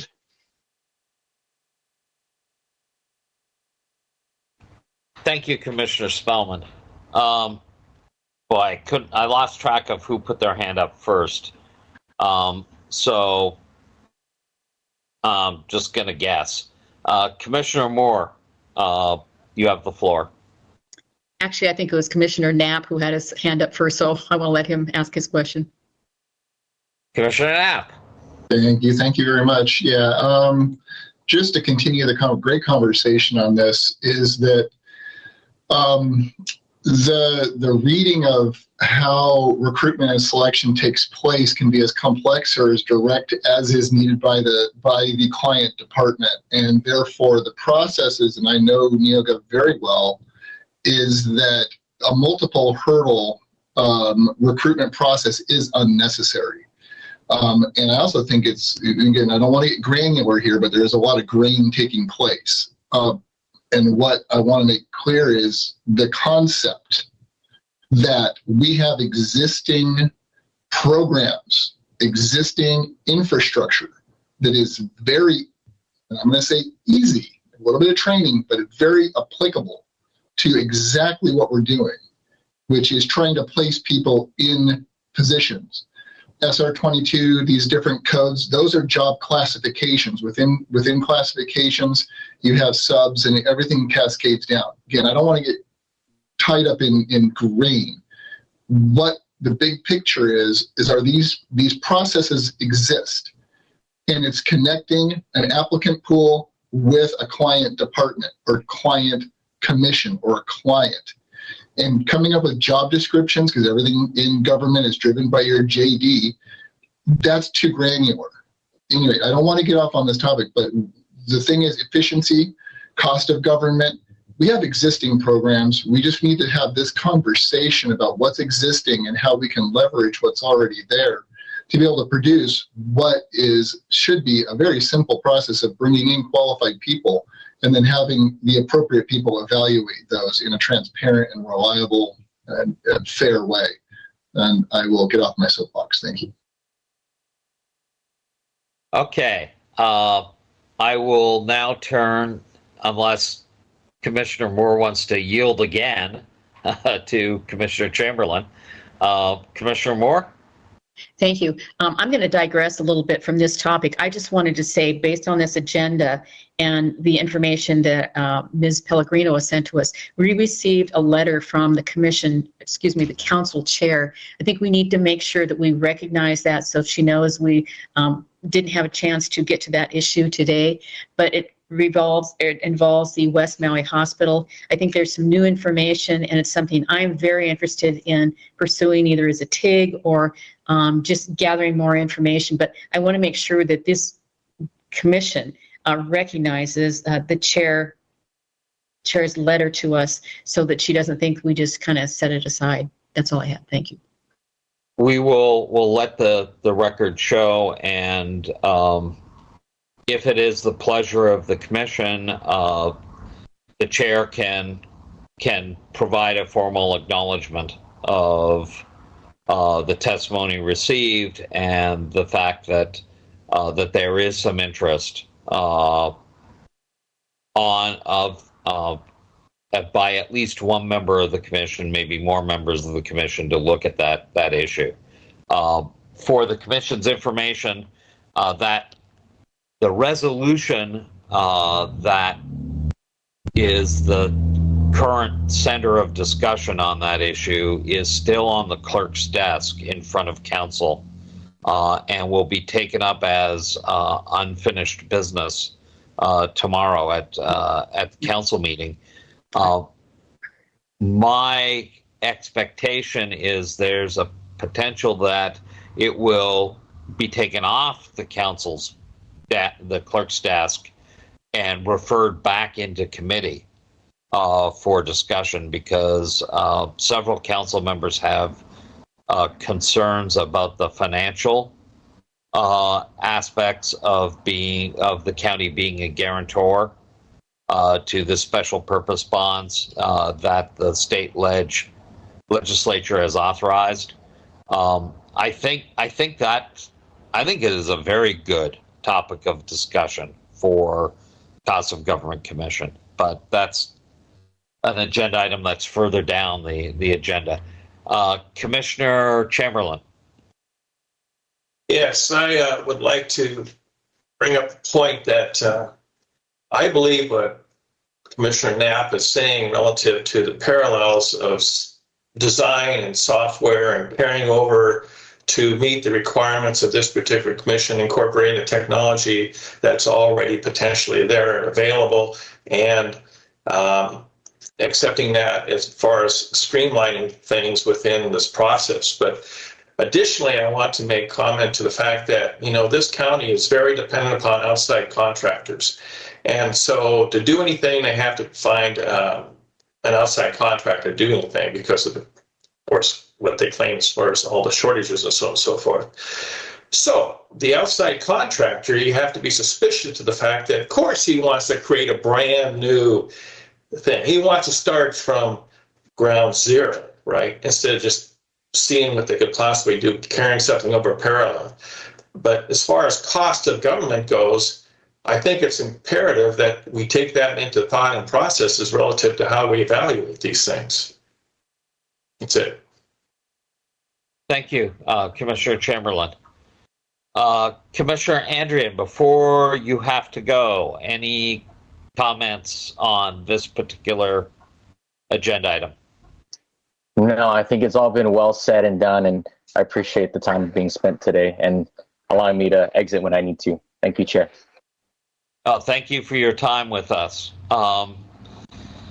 Any last comments before I adjourn this meeting for approximately 10 minutes to 12:10?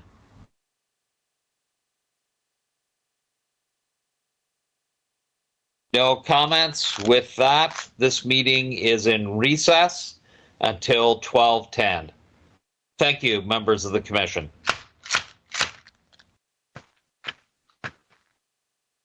May the meeting of the Cost of Government Commission for November 14th, 2024, please reconvene. Apologies, commissioners, for the technical difficulties, but let's continue our discussion on Maui County boards and commissions. Thoughts about scope, thoughts about how you as a commission would like to proceed.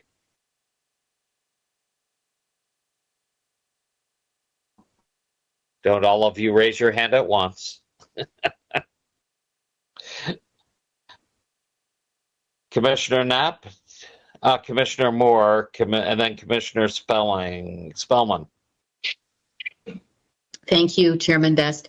It seems as though our technical writer, Ms. Pellegrino, has said that she might be able to send us some examples of scopes for other issues, other TIGs that have taken place. I think that could be a good starting point, and then help us realize or determine, what steps and what we need to maybe come up with as far as a plan.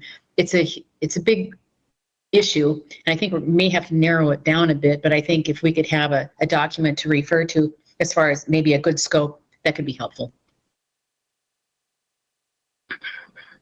Sounds good. Commissioner Spellman. Thank you, Chair. Perhaps we could consider some of these questions and then discuss at the next meeting and then start to develop a scope. And we could get some examples of TIGs. I have a nice example that I actually just read. It was the TIG for short-term rental homes that the council committee did, I think, last year. They had a nice scope, and then at the end, in their results, they came up with like a template of legislation or an ordinance template that was then later adopted. And then you could see kind of how they progressed through that scope and hit a bunch of different bullet points. It's a pretty good example I can send over to Ms. Pellegrino as well. And I like Commissioner Knapp's kind of ideas about, again, not recreating the wheel. And I agree with that. And I think let's just say for the example that it's personnel software. So let's say we're looking at a box, it's personnel software.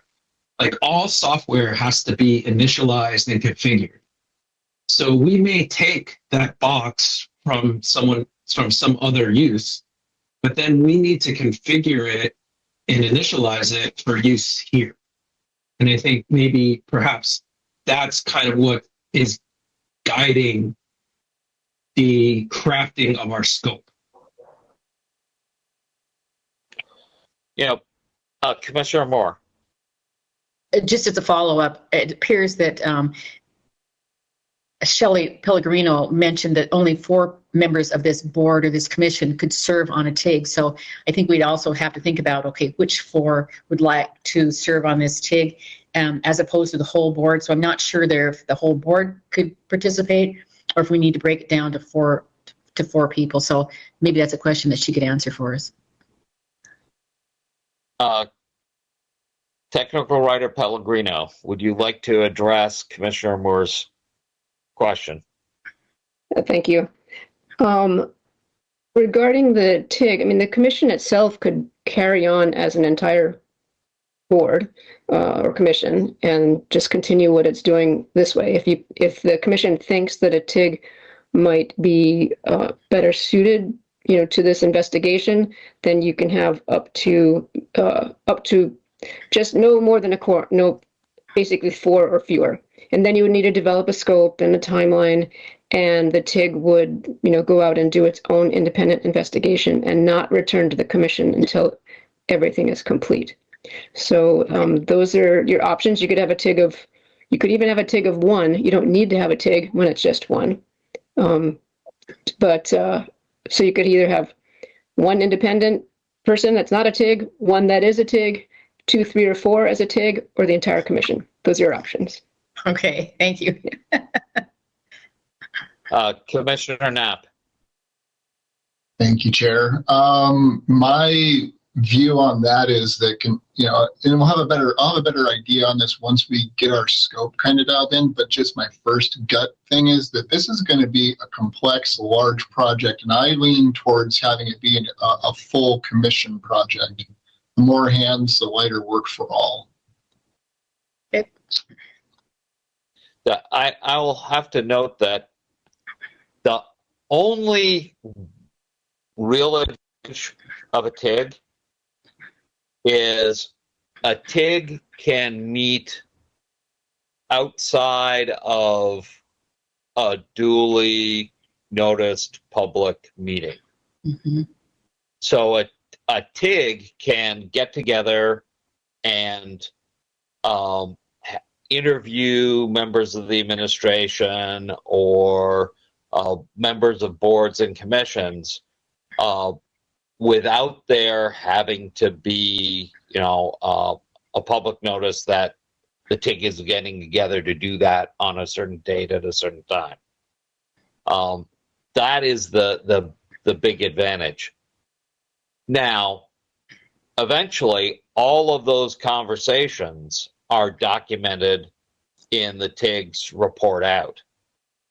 And so the process, as I understand it, and I will stand to be corrected by our technical writer Pellegrino or our corporation counsel Nuakawa, is this commission identifies the scope and schedule. and then passes a motion to form a temporary investigative group, or TIG, with that scope and with that schedule, and identifies explicitly the members who are part of that. Once that motion passes, then the TIG is formed. There is no further discussion of that scope or any investigation that occurs at a duly noticed meeting of the Cost of Government Commission. All of the work would happen within the TIG, and they write up their results, their findings. They come back to a regularly scheduled meeting of Cost of Government. They report out, and then it just sits there for until the following meeting, at which then the commission can take action on the recommendations from the TIG. I see our Corporation Counsel, Nuakawa. Chris, do you want to weigh in and correct? Yeah, just wanted to clarify. When you say schedule, are you talking about when the TIG would report back? Is that sort of so? Yeah. When I spoke with OIP, everything else you said is correct.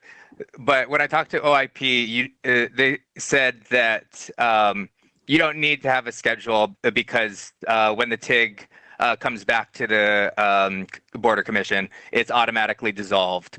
And they said it sort of would be it would sort of invalidate itself naturally if they couldn't make that schedule and they just went on. But in their mind, it was better just not to have a schedule. You just have the scope, the members, and in certain situations, the powers that are given to them. But no need for schedule. Thank you. Commissioner Chamberlain.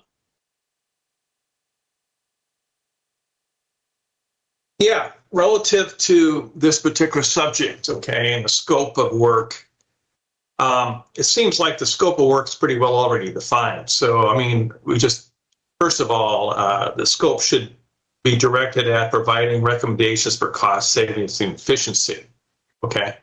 So that's your subject line. And then beyond that, it's all necessary taskings relative to how to get to that objective, so how are we going to get to that objective of providing recommendations for cost savings efficiency?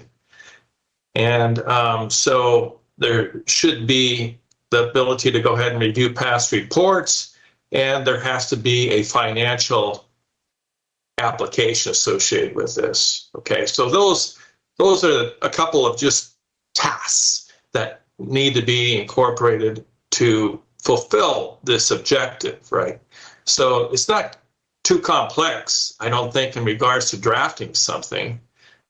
We just have to take in consideration what the objective is here, and the objective is what I've just outlined. So again, providing taskings associated with that, and who's going to be assigned to provide information relative to this taskings? Is it going to be broken down by individuals, or is it going to come back, and present this in whole randomly? It has to be assignments associated with completing an objective. All right. I think someone has to take charge in this regard. Thank you, Commissioner. I guess for me as chair, of immediate concern is, I think what I've heard from you as commissioners is some concern that the INB is going to go off and use a budget appropriation to get software to help it in its process of managing volunteer applications, that may be duplicative of software that the county already has. Is there a thought or direction from the commission that perhaps the chair should provide testimony to the IMB, suggesting that it look at first the ability to use software that already exists, that's currently under the Department of Personnel Services? Or do you want to stay silent on that and just look at that as part of the overall investigation? I saw Commissioner Knapp raise his hand and then Commissioner Chamberlain. Commissioner Knapp. Thank you, Chair. Yeah, I kind of had a thought, and then I think I've changed. I don't think I have a comment at this time, so I'll back out of that. Thank you so much. Okay, Commissioner Chamberlain. If the county has contracted with someone already to do this, there's already a scope of work assigned to that. Okay, so that should be taken into for review. Okay, and it simplify a lot of things, a lot of questions that have to do here. Okay, so you don't have to bring anybody to testify. Just first of all, get the copy of the scope of work that's been approved, and then the actual contractor that's been assigned to the task. Okay, that seems simple to me, and then that would move us on. But again, that should be easy to accomplish, and then that would simplify our processes here. But again, the scope of work relative to the requirement that's been put upon us to do an analysis and make recommendations, that's just part of it. Thank you, Commissioner. I think my understanding was that the IMB was going to discuss with administration the process by which they would put out a request for proposals for a contractor for the software. So I think they have budgeted funds, but they are not at a point of having a contract with anybody to do this work, because I don't think they've come to a decision as to what work they want done. Commissioner Spellman, then Commissioner Knapp. Okay. So again, somebody's got to be drafting a scope of work to put out a solicitation for a contractor to get the job. Am I correct or am I incorrect? No, I think that matches my understanding. Commissioner Spellman.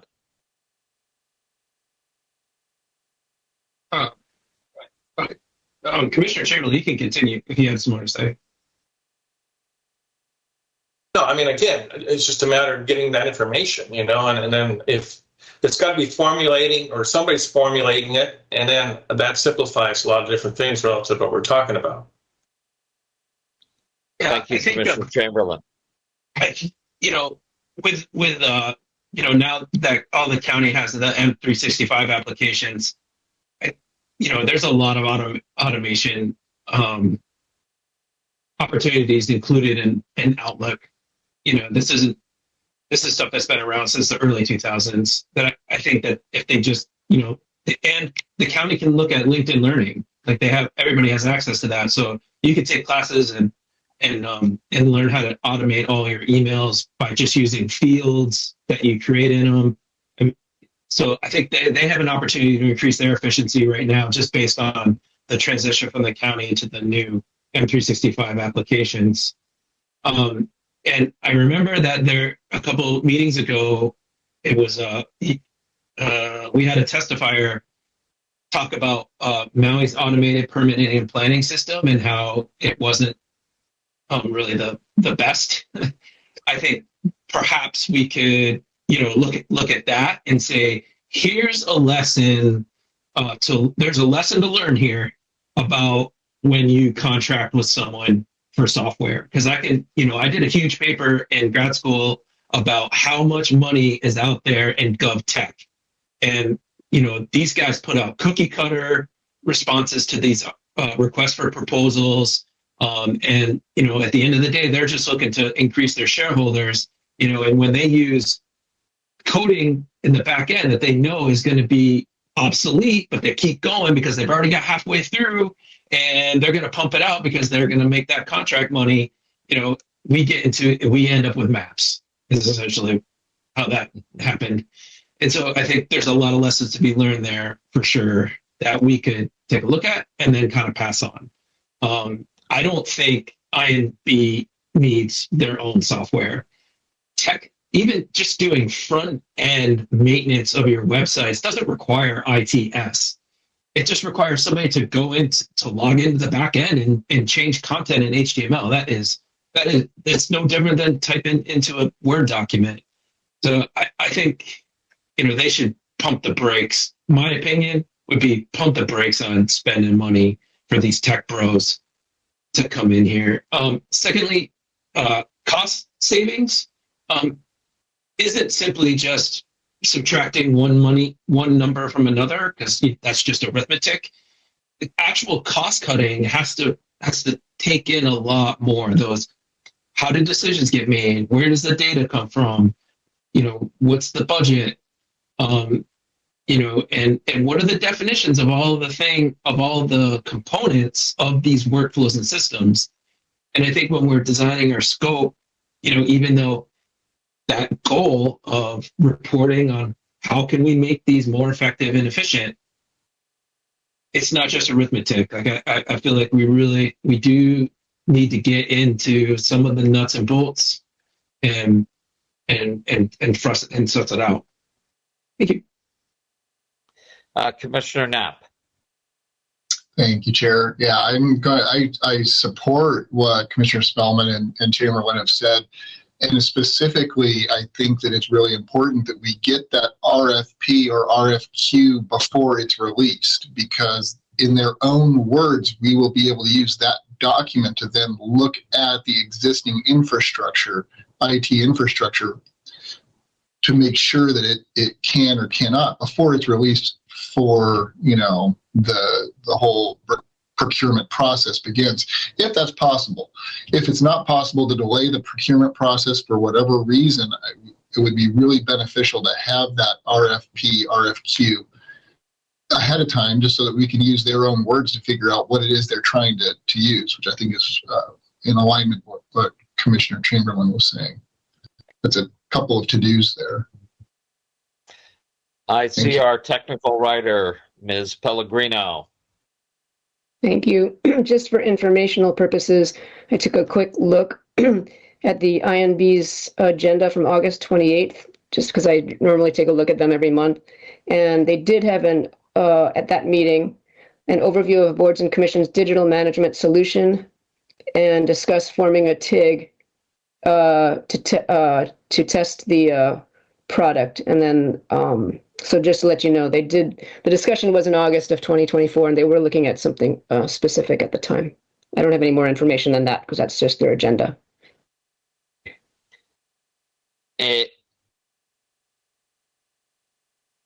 Ms. Pellegrino, do you think that we can request from the IMB what they are considering? I guess if they have formed a TIG, then everything is sort of locked up until the TIG comes back and reports. Yeah, the example, they did provide a link to an example, and it was a Granicus example, which I know the county does use Granicus, and this is for boards and commissions. I don't know if the minutes, you know, I can review their minutes. I don't know if their minutes are out yet for that meeting, because I know that it's been taking a little while for that as well. So I can check, or go back and check the meeting itself and see what their decisions were. Okay. Commissioner Knapp. I was just going to comment that I think that it would be most valuable if we were able to get any information that might already be in their agendas or published in how they selected that, you know, and I'm familiar with Granicus also from my past, but anyway, I just wanted to second that, or not second it, but, you know, support that any information we can get from those conversations that they've had would be very helpful. Okay, Commissioner Chamberlain. Yeah, what I heard from Ms. Pellegrino was that they're testing the product, okay, meaning that a product's been developed already. So that has to be confirmed or not. Okay. Commissioner Knapp? Thank you, Chair. Yeah, me again. And if I understood correctly, it sounds like their TIG is testing out an existing program because the county's already using Granicus. And it sounds like their TIG is having the Granicus rep come in and show them additional functionality for the program that they have.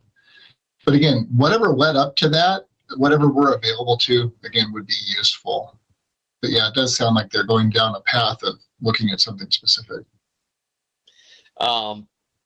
Would the commission like me to work with Technical Writer Pellegrino to communicate to the IMB that we would like additional information regarding their software selection process and what they've learned to date? Is that something that the commission is interested in having me do? I'm looking with no objections. I will undertake that task. Looking at the time, we've got about 15 minutes in our allotted time. What I'd like to do is suggest that members of the commission think about the scope for the study of boards and commissions and sort of what Lee laid out, sort of what are the tasks. And so that we're ready for at our next meeting, if we can get that material, ideally if we could get that material to Shelley, each of your individual contributions to that prior to the posting deadline for our December meeting, and then that can be circulated and we can all sort of come to the meeting knowing sort of what everybody's input is to the discussion. I would like to have some sort of idea of scope, at least at a draft level, agreed to at our next meeting. And with that, I'm going to move on so we can sort of get through, at least on paper, the balance of the agenda, if there's no objection to that. We have minutes from September 18th and October 14th for approval. Did anybody have any amendments that they see needed to either of those items? Commissioner Spellman. Thank you, Chair. I was just wondering if Ms. Pellegrino knows if the gentleman from West Maui made any alterations to the minutes after receiving them. Technical Writer Pellegrino, could you respond? Thank you for the question. I did send the draft, that section of the minutes, to Mr. Pluta, and I did not receive any response from him. Thank you. As chair, in my opinion, he's had an opportunity to review and correct if there were any misstatements. I'm comfortable entertaining a motion for approval of both the September 18th and October 14th minutes. I'll second. So we have a motion from Commissioner Spellman to approve the September 18th and October 14th minutes as presented. Commissioner Knapp, as a second. Any discussion? Commissioner Spellman and then Commissioner Knapp. No discussion. Commissioner Knapp? Nothing to add. Okay. Members, with that, I will call for the vote. If you approve the motion on the floor to approve the minutes of September 18th and October 14th, indicate so by raising your hand and stating aye. Aye. Aye. Being unanimous. Approval 5-0 with Commissioner Andrian excused, Commissioner Dexter excused. From that vote, we can move on to the next agenda item, review correspondence received. Technical writer Pellegrino, other than the testimony received from Chair Lee, is there any other correspondence that we've received? Thank you, Chair. The only other correspondence received was from Jonathan Hilton from Grassroot Institute, and that was regarding building permits. And I transmitted that to everyone, and it's, excuse me, in the meeting packet. Thank you. And I believe we had a previous discussion that there was a desire of the commission to have the chair acknowledge Council Chair Lee's testimony. Is that correct? Seeing no objections, the chair will do so. Okay, brings us to the next agenda item, potential topics. Of all the potential topics, I know that Commissioner Chamberlain has provided a great deal of material on the West Greenway project.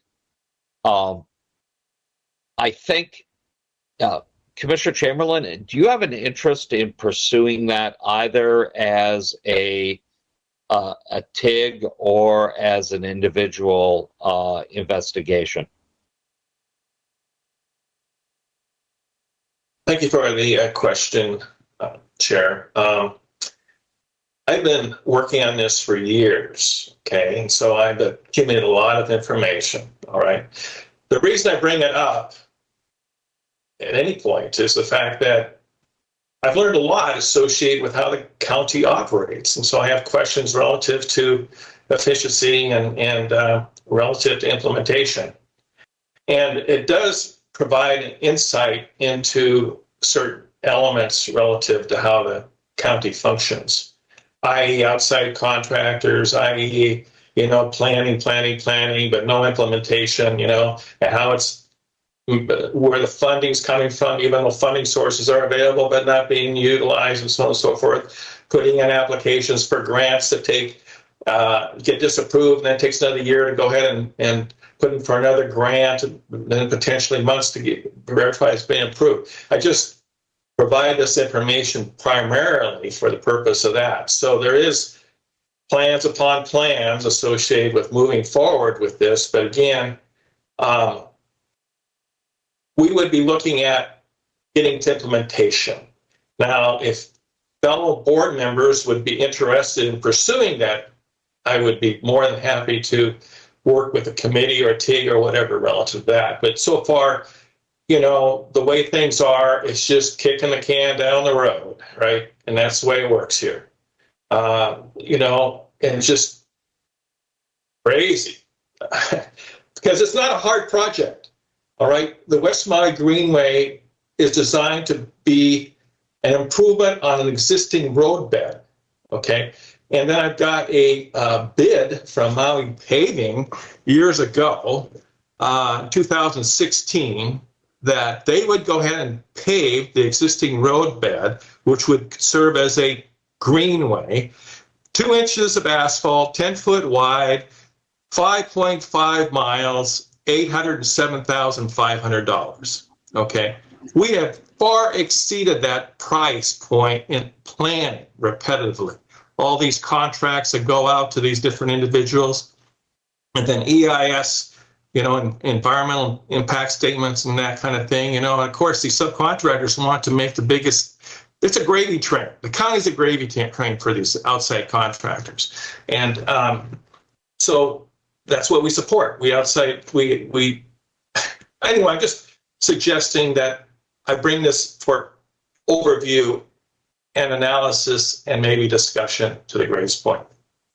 But relative to your question, yeah, if people have an interest in digging in this and try to move this thing forward to get it implemented, great, because I think there's alternatives to the way the county's doing it.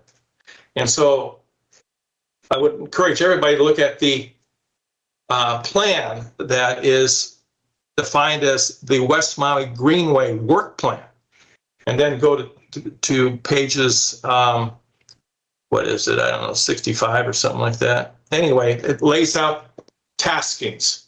And again, it depends upon these raised grants, which they don't get, and then it gets kicked down the road again. So anyway, that's my discussion. I guess my question as chair would be, is there an interest in the commission to look at this? I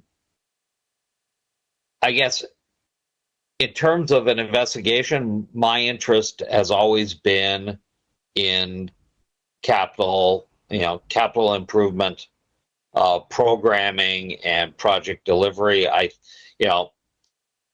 think the West Maui Greenway, clearly, Commissioner Chamberlain is an example of where the county has a challenge in delivering. The North-South Collector in Kie is another example of the county having problems in project delivery. And I'm sure that if we looked hard enough, there'd be multiple more examples of challenges in delivery. So I would support as chair if this body wanted to form a TIG, or whether it wanted to actually just authorize Commissioner Chamberlain to pursue an individual investigation. And we can, if because of the volume of material that Commissioner Chamberlain has supplied, you need some time to think it over. I'm also willing to leave this on the agenda and take it up at our December meeting. But I think there's enough information there to suggest that it's worth looking at. The question is, do we have as a body enough bandwidth or capacity to take it on at this time, or do you want to take it on after we finish boards and commissions, or is there burning desire to run one or more investigations concurrently? Thoughts? I'll leave it out there.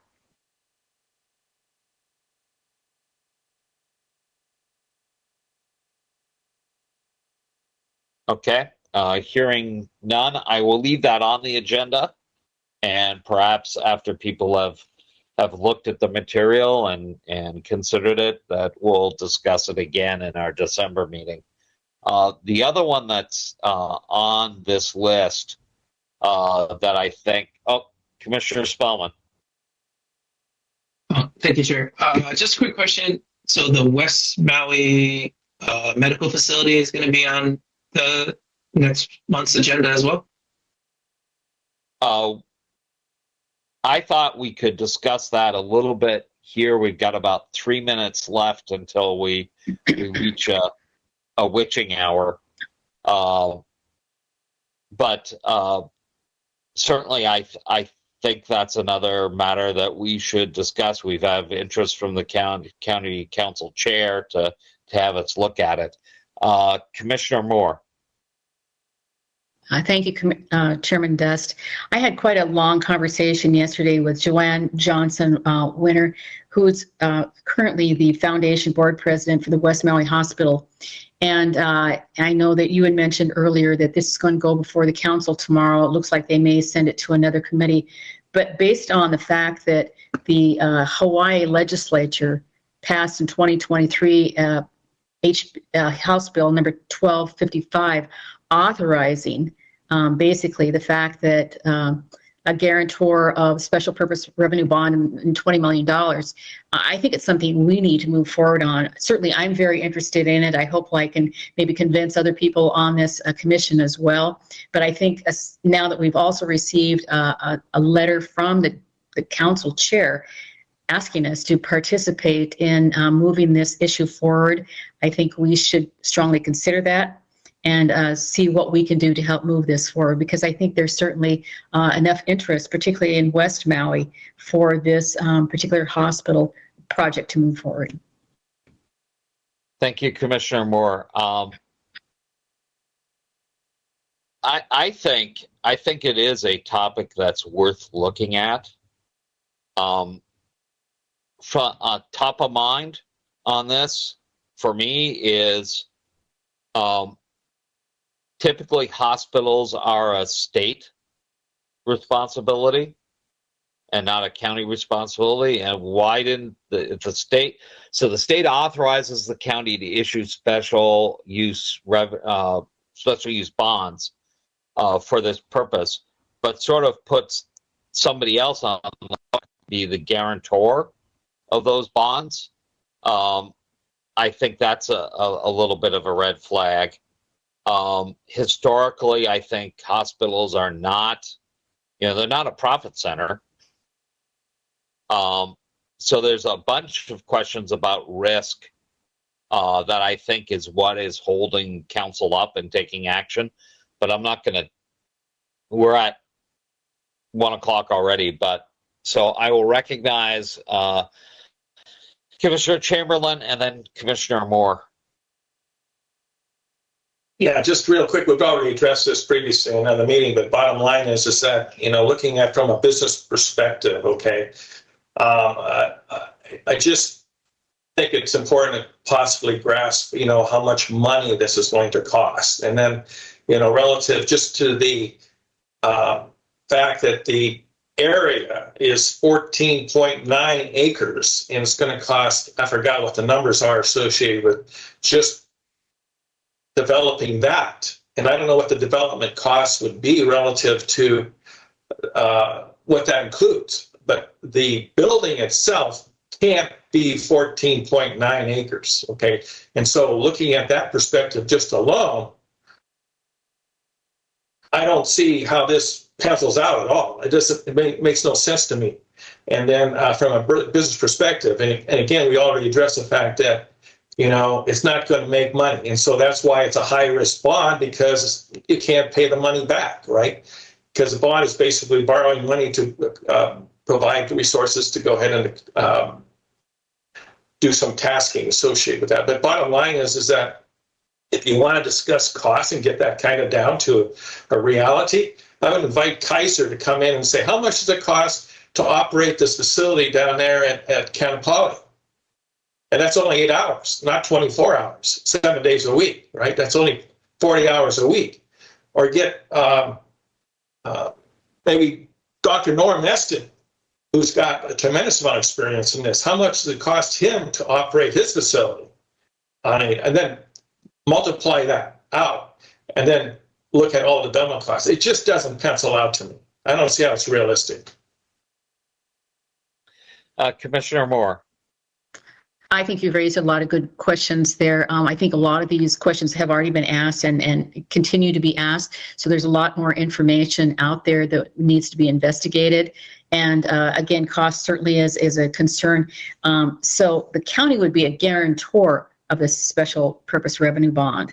And so there's a difference between being a guarantor and actually issuing the bond. The bond would, as my understanding, would be issued by the Maui Hospital Foundation. And then one final thing is, prior finance director and the bond council had no problems backing the special purpose revenue bond. So this came up in conversation a week ago when Joanne made a presentation to the administration, and this was the first time they heard there was a problem with risk, or they were concerned about risk. Before, there had been no discussion about risk. But certainly, I think you make a good point as far as it's going to be a lot of money, but I think it's something that this commission could certainly provide insight into and weigh in on the particular issue.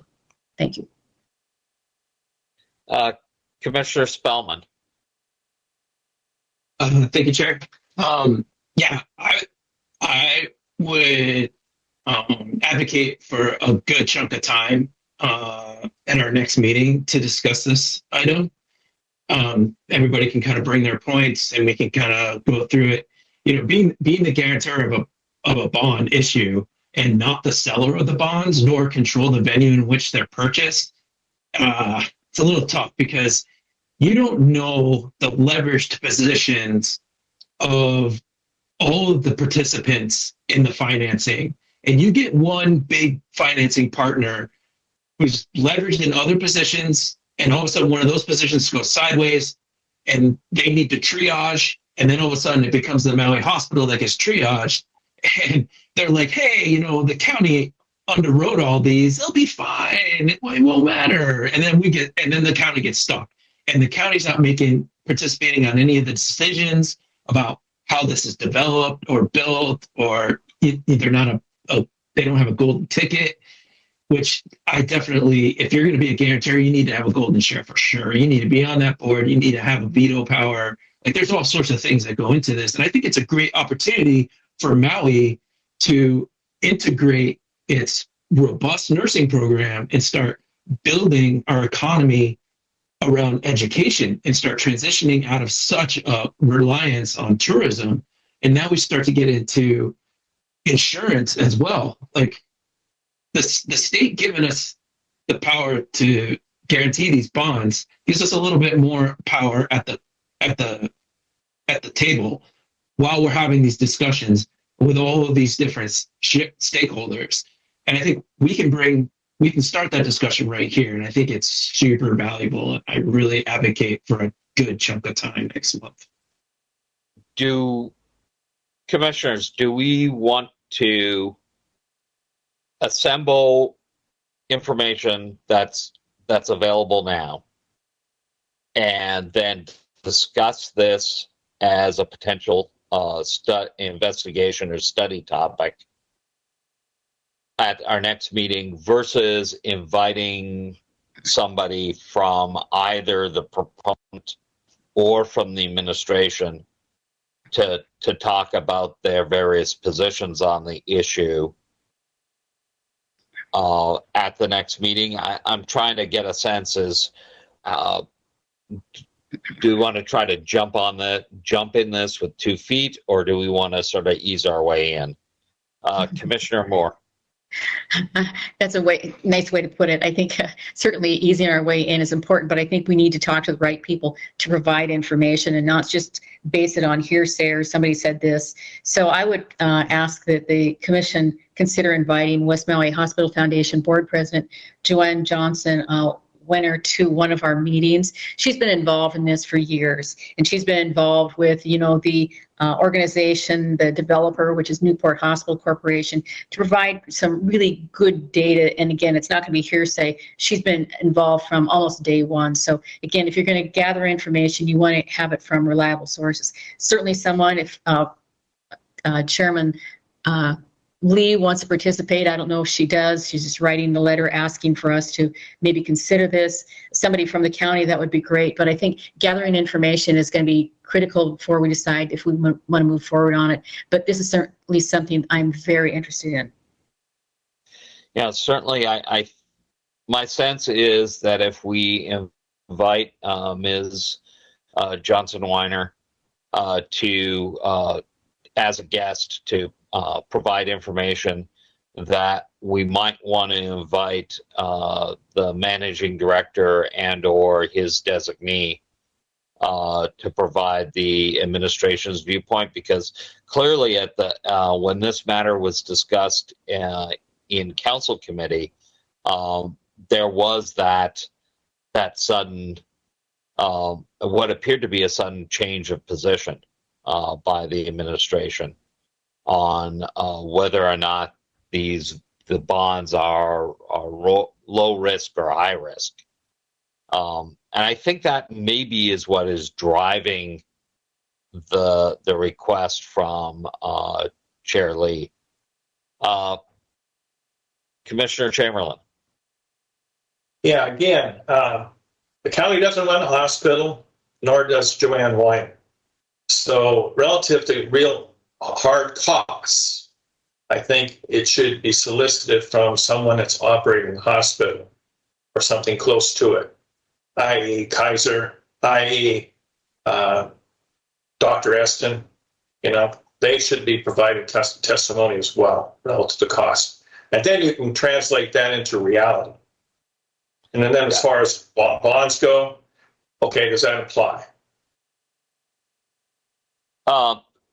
Thank you, Commissioner Chamberlain. Commissioner Moore. Oops, I think I left my hand up. It's past 1 o'clock, so I don't want to say anything more at this point. Thank you. Okay. I think I'm going to leave it that we will allow, or we will encourage individual members of the commission to gather whatever information they can find from reputable sources on this topic, and we'll discuss the topic, but we won't invite anyone to participate in our December meeting. That's good. And then once we've sort of discussed what we can find on our own, then maybe we invite guests in so that we can have some questions answered. Does that seem to match the pleasure of the commission? That works for me. Not seeing any objections. Okay.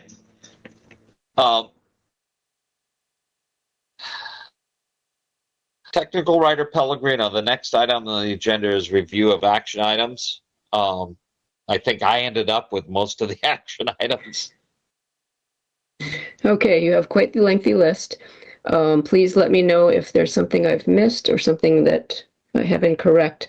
First thing I have is that Commissioner Spellman will provide the questions, and anyone else as well that I can provide to Corey Vicens and Jason Stone.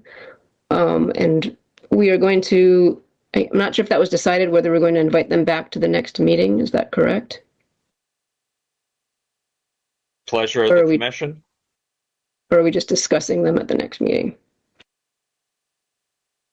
I heard that maybe we discuss it at the next meeting just ourselves, and then invite or re-invite those individuals, or invite different individuals. Sure. Okay. Okay. I support that. Okay. Please continue. We are, I will send you some sample scopes, and I believe that Commissioner Spellman also has a scope that he might like to provide. I'll follow up with Interim Chair Dust on the software selection process with the Independent Nomination Board. If the commissioners themselves have information they would like to add to a draft scope, please provide it to me before the posting deadline for the next meeting. And the posting deadline is December 6th. So preferably for me, provide it soon enough so that I can compile everything and add it to the agenda. Interim Chair Dust will acknowledge the testimony provided by Council Chair Lee, and then we will, the Commission will do a little more independent research regarding the West Maui Hospital and discuss it at the next meeting. So at this point, it looks like the Commission is not inviting anyone else to the next meeting, and I just want to confirm that. I'm seeing head nods. I think that's probably prudent. I think we've got a lot of stuff to discuss and to work through. And does that conclude the list of action items? The only additional one that I see is possible letter to Corporation Counsel or the Office of Council Services clarifying the vacancy on the Cost of Government Commission. Yes, I think that was an action item that was asked. The commission asked the interim chair to work with you on. Commissioner Chamberlain. Yeah, as you may recall, I submitted a letter to the Public Works Director relative to why they seem focused on raised grants rather than working with the Service Transportation Block Grant. I have not received a response back, so I would request that a subpoena be made to Molina. To subpoena the Director of Public Works to provide that information? Well, if he doesn't want to respond to it, I mean, you said that we do have the power, so it's necessary to get the information. I think it's an important subject and topic. And if he doesn't want to provide information, you have to get it some way, so tell me a different way. Ms. Pellegrino, I see you popped up. I would like to defer to Corporation Counsel, but I think that the commission would need to authorize the investigation itself first. Which we haven't yet. And then at that point, it can move forward if it so chooses. But I would defer to Mr. Nunokawa. I would agree with that. And we find that it's always better to go through sort of whatever mechanisms possible before utilizing the subpoena power. But that ultimately is the choice of the commission. But yes, it would need to be authorized first. I guess my suggestion then would be, if we want to move this along, Commissioner Chamberlain, that at this time, you could always move to a motion to authorize an investigation into, capital project delivery, citing the West Maui Greenway as an example. We could do that motion. If it passes, then the investigation is authorized formally by the Cost of Government Commission. Whether then we form a TIG after that is entirely up to the commission. I see County Auditor Taguchi, did you need to weigh in? Yeah, I think perhaps there's a quicker, more expedient way to get the director to respond to you. I guess you can do a follow-up request, CCing the managing director and or the mayor to try and get it. If you're going to go through a formal investigation subpoena process, it will take you a very long time. The Deputy Corporation Counsel would have to get involved with the other attorneys in his office to go through a subpoena process. I've considered it at times in some of my investigations, but I found it more effective to kind of go above the person to get the attention of the administration, whether it's the managing director or the mayor, to let them know that we have a right to the information. But it's your call. I'm just thinking about the most efficient and effective way and expedient way to get what you want. Thank you. Thank you very much, Auditor Taguchi. I see Commissioner Moore's hand up and Commissioner Spellman's hand up. And I see Commissioner Knapp saying that he. That was my Is that point too. correct, I need to Commissioner go. Knapp? I've got another appointment, so I'm sorry. I'm going to have to sign off. Good meeting, everyone. Thank Which you. means we will definitely lose quorum. I quickly, we lost quorum. So